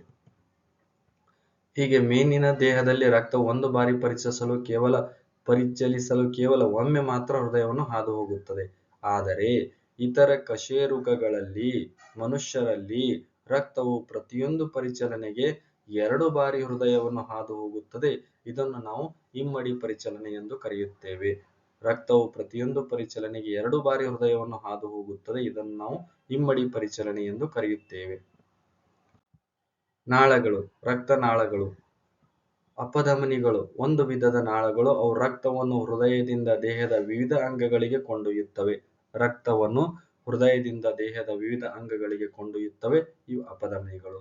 ರಕ್ತವು ಹೃದಯದಿಂದ ಅತಿ ಹೆಚ್ಚಿನ ಒತ್ತಡದಲ್ಲಿ ಹೊರಹೊಮ್ಮುವುದರಿಂದ ಅಪಧಮನಿಗಳು ದಪ್ಪವಾದ ಸ್ಥಿತಿಸ್ಥಾಪಕ ಭಿತ್ತಿಯನ್ನು ಹೊಂದಿವೆ. ಅಭಿಧಮನಿಗಳು ವಿಭಿನ್ನ ಅಂಗಗಳಿಂದ ರಕ್ತವನ್ನು ಸಂಗ್ರಹಿಸಿ ಹೃದಯಕ್ಕೆ ಮರಳಿ ತರುತ್ತವೆ. ಅವುಗಳಿಗೆ ದಪ್ಪವಾದ ಭಿತ್ತಿಯ ಅವಶ್ಯಕತೆ ಇಲ್ಲ, ಏಕೆಂದರೆ ರಕ್ತವು ದೀರ್ಘಕಾಲದವರೆಗೆ ಒತ್ತಡದಲ್ಲಿರುವುದಿಲ್ಲ. ಬದಲಾಗಿ ಅವು ಕವಾಟಗಳನ್ನು ಹೊಂದಿವೆ. ಕವಾಟಗಳು ರಕ್ತವು ಕೇವಲ ಒಂದು ದಿಕ್ಕಿನಲ್ಲಿ ಮಾತ್ರ ಹರಿಯಲು ಬಿಡುತ್ತದೆ.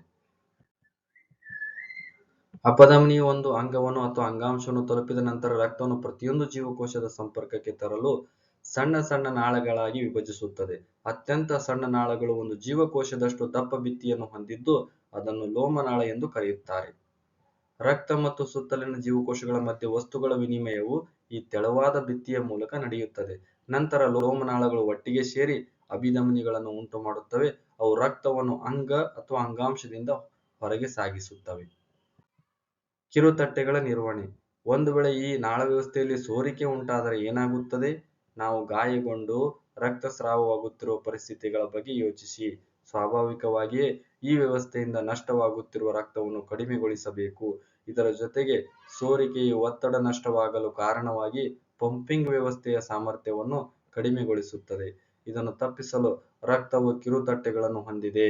ಇವು ದೇಹದಾದ್ಯಂತ ಸಂಚರಿಸುತ್ತವೆ ಮತ್ತು ಗಾಯವಾದ ಪ್ರದೇಶಗಳಲ್ಲಿ ರಕ್ತವು ಹೆಪ್ಪುಗಟ್ಟುವಂತೆ ಮಾಡಿ ಈ ಸೋರಿಕೆಗಳನ್ನು ನಿಲ್ಲಿಸುತ್ತದೆ. ದುಗ್ಧರಸ. ಸಾಗಾಣಿಕೆಯಲ್ಲಿ ತೊಡಗಿಕೊಂಡಿರುವ ಇನ್ನೊಂದು ದ್ರವವಿದೆ. ಇದನ್ನು ನಾವು ದುಗ್ಧರಸ ಅಥವಾ ಅಂಗಾಂಶ ದ್ರವ ಎಂದು ಕರೆಯುತ್ತೇವೆ. ಲೋಮನಾಳಗಳ ಭಿತ್ತಿಯಲ್ಲಿ ಕಂಡುಬರುವ ರಂಧ್ರಗಳ ಮೂಲಕ ಸ್ವಲ್ಪ ಪ್ರಮಾಣದ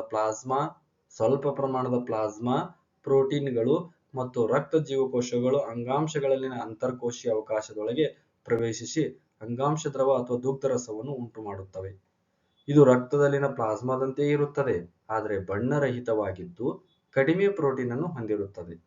ಅಂತರ್ಕೋಶೀಯ ಅವಕಾಶಗಳ ಮೂಲಕ ದುಗ್ಧರಸವು ದುಗ್ಧ ಲೋಮನಾಳಗಳಲ್ಲಿ ಹರಿಯುತ್ತದೆ. ಅವುಗಳು ಒಂದುಗೂಡಿ ದೊಡ್ಡ ದುಗ್ಧ ನಾಳಗಳನ್ನು ಉಂಟು ಮಾಡುತ್ತವೆ. ಅವು ಅಂತಿಮವಾಗಿ ದೊಡ್ಡದಾದ ಅಭಿಧಮನಿಗಳಿಗೆ ತೆರೆಯುತ್ತವೆ. ದುಗ್ಧರಸವು ಜೀರ್ಣವಾದ ಮತ್ತು ಕರುಳಿನಿಂದ ಹೀರಲ್ಪಟ್ಟ ಕೊಬ್ಬನ್ನು ಸಾಗಿಸುತ್ತದೆ ಮತ್ತು ಜೀವಕೋಶದ ಹೊರಗಿರುವ ಅಧಿಕ ದ್ರವ ಪದಾರ್ಥವನ್ನು ಮರಳಿ ರಕ್ತಕ್ಕೆ ಹರಿಯುವಂತೆ ಮಾಡುತ್ತದೆ. ಸಸ್ಯಗಳಲ್ಲಿ ಸಾಗಾಣಿಕೆ.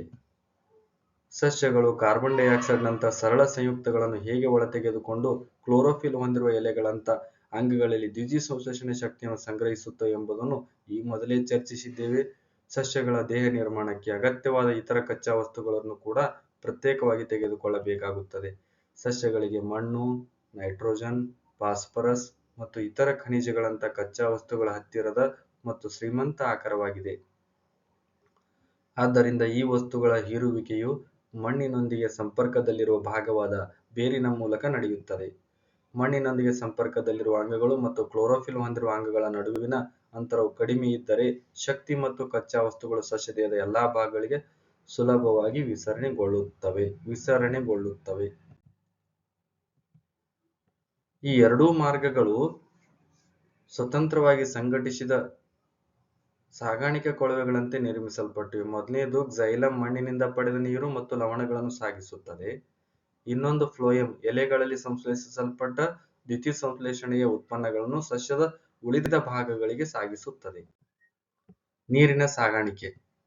ಸಸ್ಯದ ಎಲ್ಲಾ ಭಾಗಗಳನ್ನು ತಲುಪುವ ನೀರು ಸಾಗಿಸುವ ಕಾಲುವೆಗಳ ನಿರಂತರ ವ್ಯವಸ್ಥೆಯನ್ನು ನಿರ್ಮಿಸಲು ಕ್ಸೈಲಮ್ ಅಂಗಾಂಶದಲ್ಲಿ ಬೇರು, ಕಾಂಡ ಮತ್ತು ಎಲೆಗಳ ನಳಿಕೆಗಳು ಮತ್ತು ಟ್ರೆಕಿಡ್ಗಳ ಪರಸ್ಪರ ಸಂಪರ್ಕ ಹೊಂದಿವೆ. ಬೇರುಗಳಲ್ಲಿ ಮಣ್ಣಿನ ಸಂಪರ್ಕದಲ್ಲಿರುವ ಜೀವಕೋಶಗಳು ಸಕ್ರಿಯವಾಗಿ ಅಯಾನುಗಳನ್ನು ಹೀರಿಕೊಳ್ಳುತ್ತವೆ.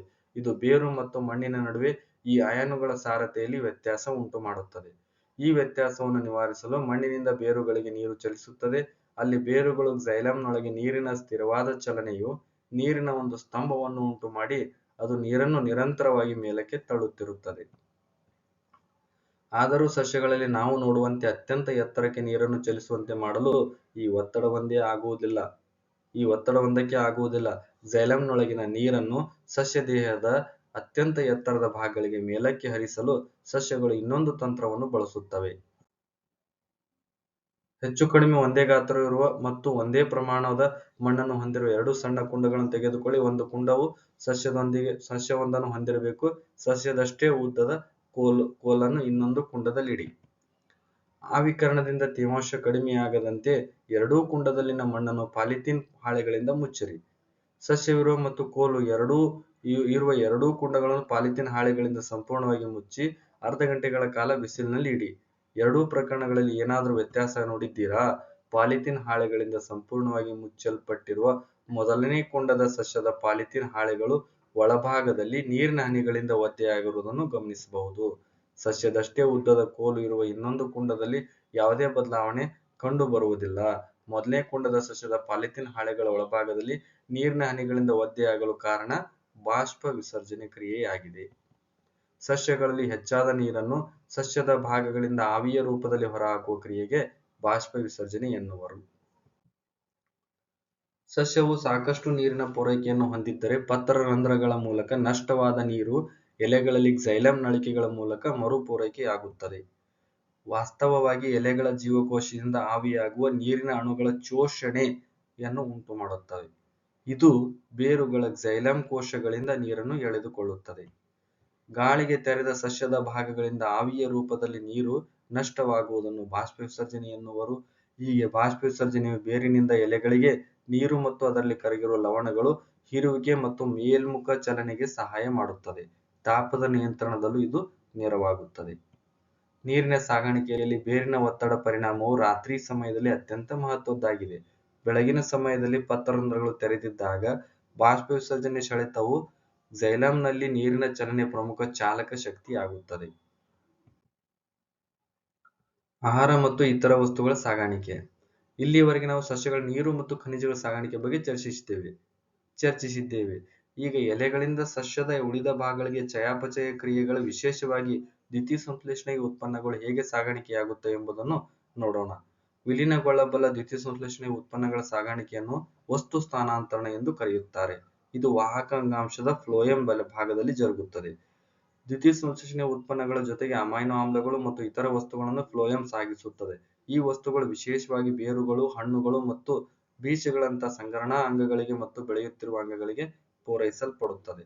ಆಹಾರ ಮತ್ತು ಇತರ ವಸ್ತುಗಳ ಸ್ಥಾನಾಂತರಣವು ಜರಡಿ ನಾಳದ ಪಾರ್ಶ್ವಸಂಗಾತಿ ಜೀವಕೋಶದ ಸಹಾಯದಿಂದ ಮೇಲ್ಮುಖ ಹಾಗೂ ಕೆಳಮುಖ ಎರಡೂ ದಿಕ್ಕುಗಳಲ್ಲಿ ನಡೆಯುತ್ತದೆ. ನೆನಪಿಡಿ, ಸಾಗಾಣಿಕೆ.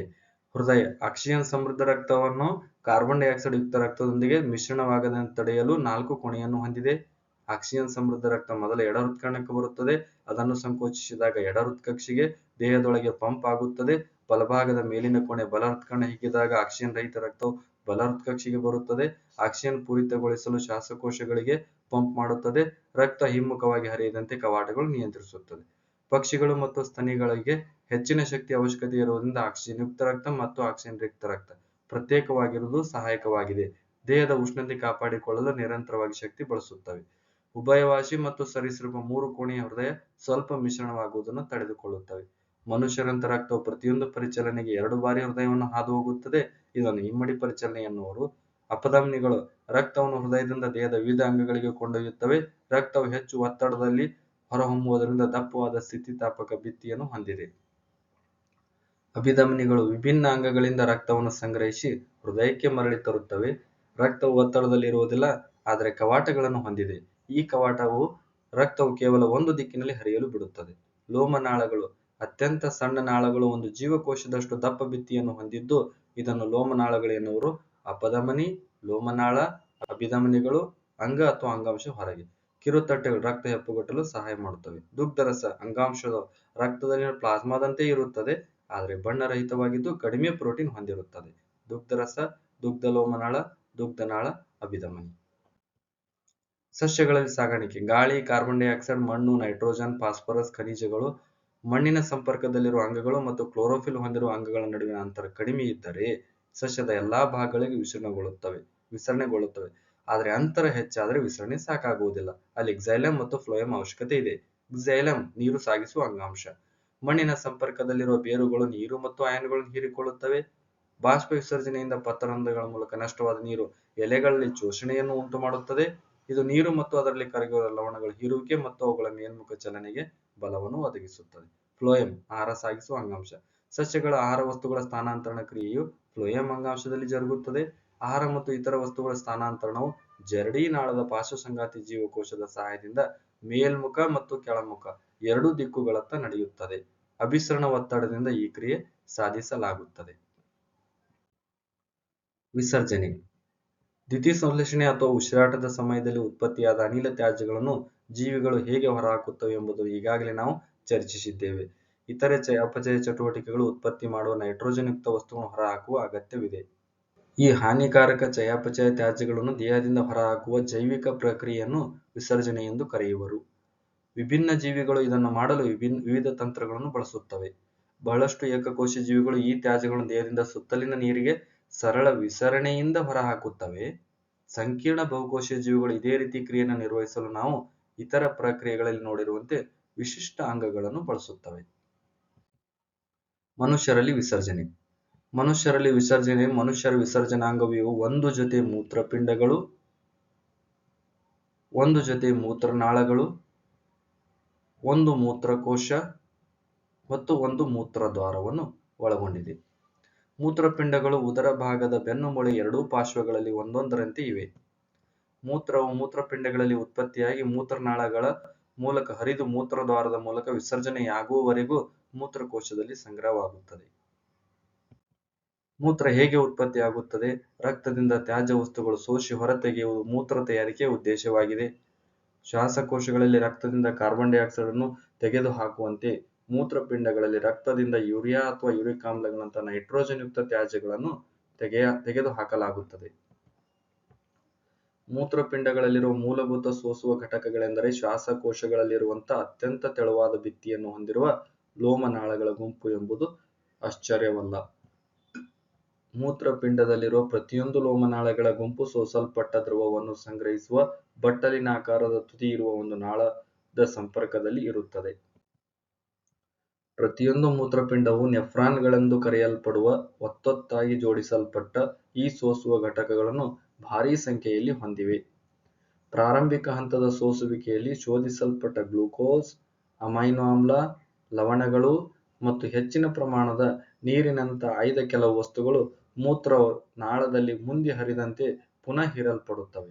ಮರುಹೀರಿಕೆಯಾಗುವ ನೀರಿನ ಪ್ರಮಾಣವು ದೇಹದಲ್ಲಿ ನೀರು ಎಷ್ಟು ಅಧಿಕವಾಗಿದೆ ಮತ್ತು ಎಷ್ಟು ಪ್ರಮಾಣದ ಕರಗಿದ ತ್ಯಾಜ್ಯಗಳನ್ನು ವಿಸರ್ಜಿಸಬೇಕಾಗುತ್ತದೆ ಎಂಬುದನ್ನು ಆಧರಿಸಿದೆ.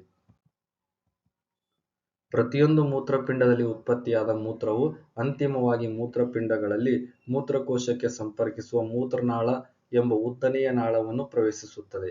ಹಿಗ್ಗಿದ ಮೂತ್ರಕೋಶದ ಒತ್ತಡವು ಮೂತ್ರವನ್ನು ಮೂತ್ರದ್ವಾರದ ಮೂಲಕ ಹೊರಹಾಕಲು ಪ್ರೇರೇಪಿಸುವವರೆಗೂ ಮೂತ್ರವು ಮೂತ್ರಕೋಶದಲ್ಲಿ ಸಂಗ್ರಹವಾಗುತ್ತದೆ. ನಾವು ಈ ಮೊದಲೇ ಚರ್ಚಿಸಿರುವಂತೆ ಮೂತ್ರಕೋಶವು ಸ್ನಾಯುವಿನಿಂದಾದ ಅಂಗವಾಗಿರುವುದರಿಂದ ಇದು ನರವ್ಯೂಹದ ನಿಯಂತ್ರಣಕ್ಕೆ ಒಳಪಟ್ಟಿದೆ. ಇದರ ಪರಿಣಾಮವಾಗಿ ನಾವು ಮೂತ್ರ ಬೇಕೆಂಬ ಪ್ರಚೋದನೆಯನ್ನು ಸಾಮಾನ್ಯವಾಗಿ ನಿಯಂತ್ರಿಸಬಹುದಾಗಿದೆ. ಸಸ್ಯಗಳಲ್ಲಿ ವಿಸರ್ಜನೆ. ಸಸ್ಯಗಳು ಪ್ರಾಣಿಗಳಿಗಿಂತ ಸಂಪೂರ್ಣ ಭಿನ್ನವಾದ ತಂತ್ರಗಳನ್ನು ವಿಸರ್ಜನೆಗಾಗಿ ಬಳಸುತ್ತವೆ. ದ್ಯುತಿ ಸಂಶ್ಲೇಷಣೆಯ ಸಮಯದಲ್ಲಿ ಉತ್ಪತ್ತಿಯಾಗುವ ಆಕ್ಸಿಜನ್ ಅನ್ನು ಒಂದು ವ್ಯರ್ಥ ಪದಾರ್ಥವೆಂದು ಯೋಚಿಸಲಾಗುತ್ತದೆ. ಸಸ್ಯಗಳು ಆಕ್ಸಿಜನ್ ಮತ್ತು ಕಾರ್ಬನ್ ಡೈಆಕ್ಸೈಡ್ಗಳ ಜೊತೆ ಹೇಗೆ ವ್ಯವಹರಿಸುತ್ತವೆ ಎಂಬುದನ್ನು ಈ ಮೊದಲೇ ನಾವು ಚರ್ಚಿಸಿದ್ದೇವೆ. ಅವು ಹೆಚ್ಚಾದ ನೀರನ್ನು ಬಾಷ್ಪ ವಿಸರ್ಜನೆಯ ಮೂಲಕ ಹೊರಹಾಕುತ್ತವೆ. ಇತರ ತ್ಯಾಜ್ಯಗಳಿಂದ ಸಸ್ಯಗಳು ಮೃತ ಜೀವಕೋಶಗಳಿರುವ ತಮ್ಮ ಅನೇಕ ಅಂಗಾಂಶಗಳನ್ನು ಬಳಸುತ್ತವೆ ಮತ್ತು ಕೆಲವೊಮ್ಮೆ ಅವು ಎಲೆಗಳಂತ ಕೆಲವು ಭಾಗಗಳನ್ನು ಕಳೆದುಕೊಳ್ಳುತ್ತವೆ ಅಥವಾ ಉದುರಿಸುತ್ತವೆ. ಅನೇಕ ಸಸ್ಯ ತ್ಯಾಜ್ಯ ಪದಾರ್ಥಗಳು ಜೀವಕೋಶದ ರಸದಾನಿಗಳಲ್ಲಿ ಸಂಗ್ರಹವಾಗುತ್ತವೆ. ಎಲೆಗಳಲ್ಲಿ ತ್ಯಾಜ್ಯ ಪದಾರ್ಥಗಳು ಸಂಗ್ರಹವಾಗಬಹುದು, ಅವು ಉದುರಿ ಹೋಗುತ್ತವೆ. ವಿಶೇಷವಾಗಿ ಹಳೆಯ ಜೈಲಮ್ಗಳಲ್ಲಿ ತ್ಯಾಜ್ಯ ಪದಾರ್ಥಗಳು ರಾಳ ಮತ್ತು ಅಂಟುಗಳ ರೂಪದಲ್ಲಿ ಸಂಗ್ರಹವಾಗುತ್ತವೆ. ಸಸ್ಯಗಳು ತಮ್ಮ ಸುತ್ತಲಿನ ಮಣ್ಣಿನಲ್ಲಿ ಕೂಡ ಕೆಲವು ತ್ಯಾಜ್ಯ ವಸ್ತುಗಳನ್ನು ವಿಸರ್ಜಿಸುತ್ತವೆ. ನೆನಪಿಡಿ, ವಿಸರ್ಜನೆ ಹಾನಿಕಾರಕ ಚಯಾಪಚಯ ತ್ಯಾಜ್ಯಗಳನ್ನು ದೇಹದಿಂದ ಹೊರಹಾಕುವ ಜೈವಿಕ ಪ್ರಕ್ರಿಯೆಯನ್ನು ವಿಸರ್ಜನೆ ಎನ್ನುವರು. ಇದು ಏಕಕೋಶೀಯ ಜೀವಿಗಳಲ್ಲಿ ವಿಸರಣೆಯ ಮೂಲಕ ನಡೆಯುತ್ತದೆ. ಮನುಷ್ಯರಲ್ಲಿ ವಿಸರ್ಜನಾಂಗವು ಒಂದು ಜೊತೆ ಮೂತ್ರಪಿಂಡ, ಒಂದು ಜೊತೆ ಮೂತ್ರನಾಳ, ಒಂದು ಮೂತ್ರಕೋಶ ಮತ್ತು ಒಂದು ಮೂತ್ರದ್ವಾರ ಒಳಗೊಂಡಿದೆ. ಮೂತ್ರಪಿಂಡಗಳಲ್ಲಿ ರಕ್ತದಿಂದ ಯೂರಿಯಾ ಅಥವಾ ಯೂರಿಕ್ ಆಮ್ಲಗಳಂತಹ ನೈಟ್ರೋಜನ್ ಯುಕ್ತ ತ್ಯಾಜ್ಯಗಳನ್ನು ತೆಗೆದು ಹಾಕಲಾಗುತ್ತದೆ. ನೆಫ್ರಾನ್ ನಲ್ಲಿ ಗ್ಲಾಮರುಲಸ್ ಸೋಸುವಿಕೆ, ವ್ಯತ್ಯಸ್ತ ಮರುಹೀರಿಕೆ ಮತ್ತು ನಳಿಕಾ ಸ್ರವಿಕೆ ಎಂಬ 3 ಹಂತಗಳಿವೆ. ಸಸ್ಯಗಳಲ್ಲಿ ವಿಸರ್ಜನೆ: 1. ಬಾಷ್ಪ ವಿಸರ್ಜನೆ, ಹೆಚ್ಚಾದ ನೀರನ್ನು ಹೊರಹಾಕುವ ಕ್ರಿಯೆ. 2. ಎಲೆಗಳನ್ನು ಉದುರಿಸುತ್ತವೆ.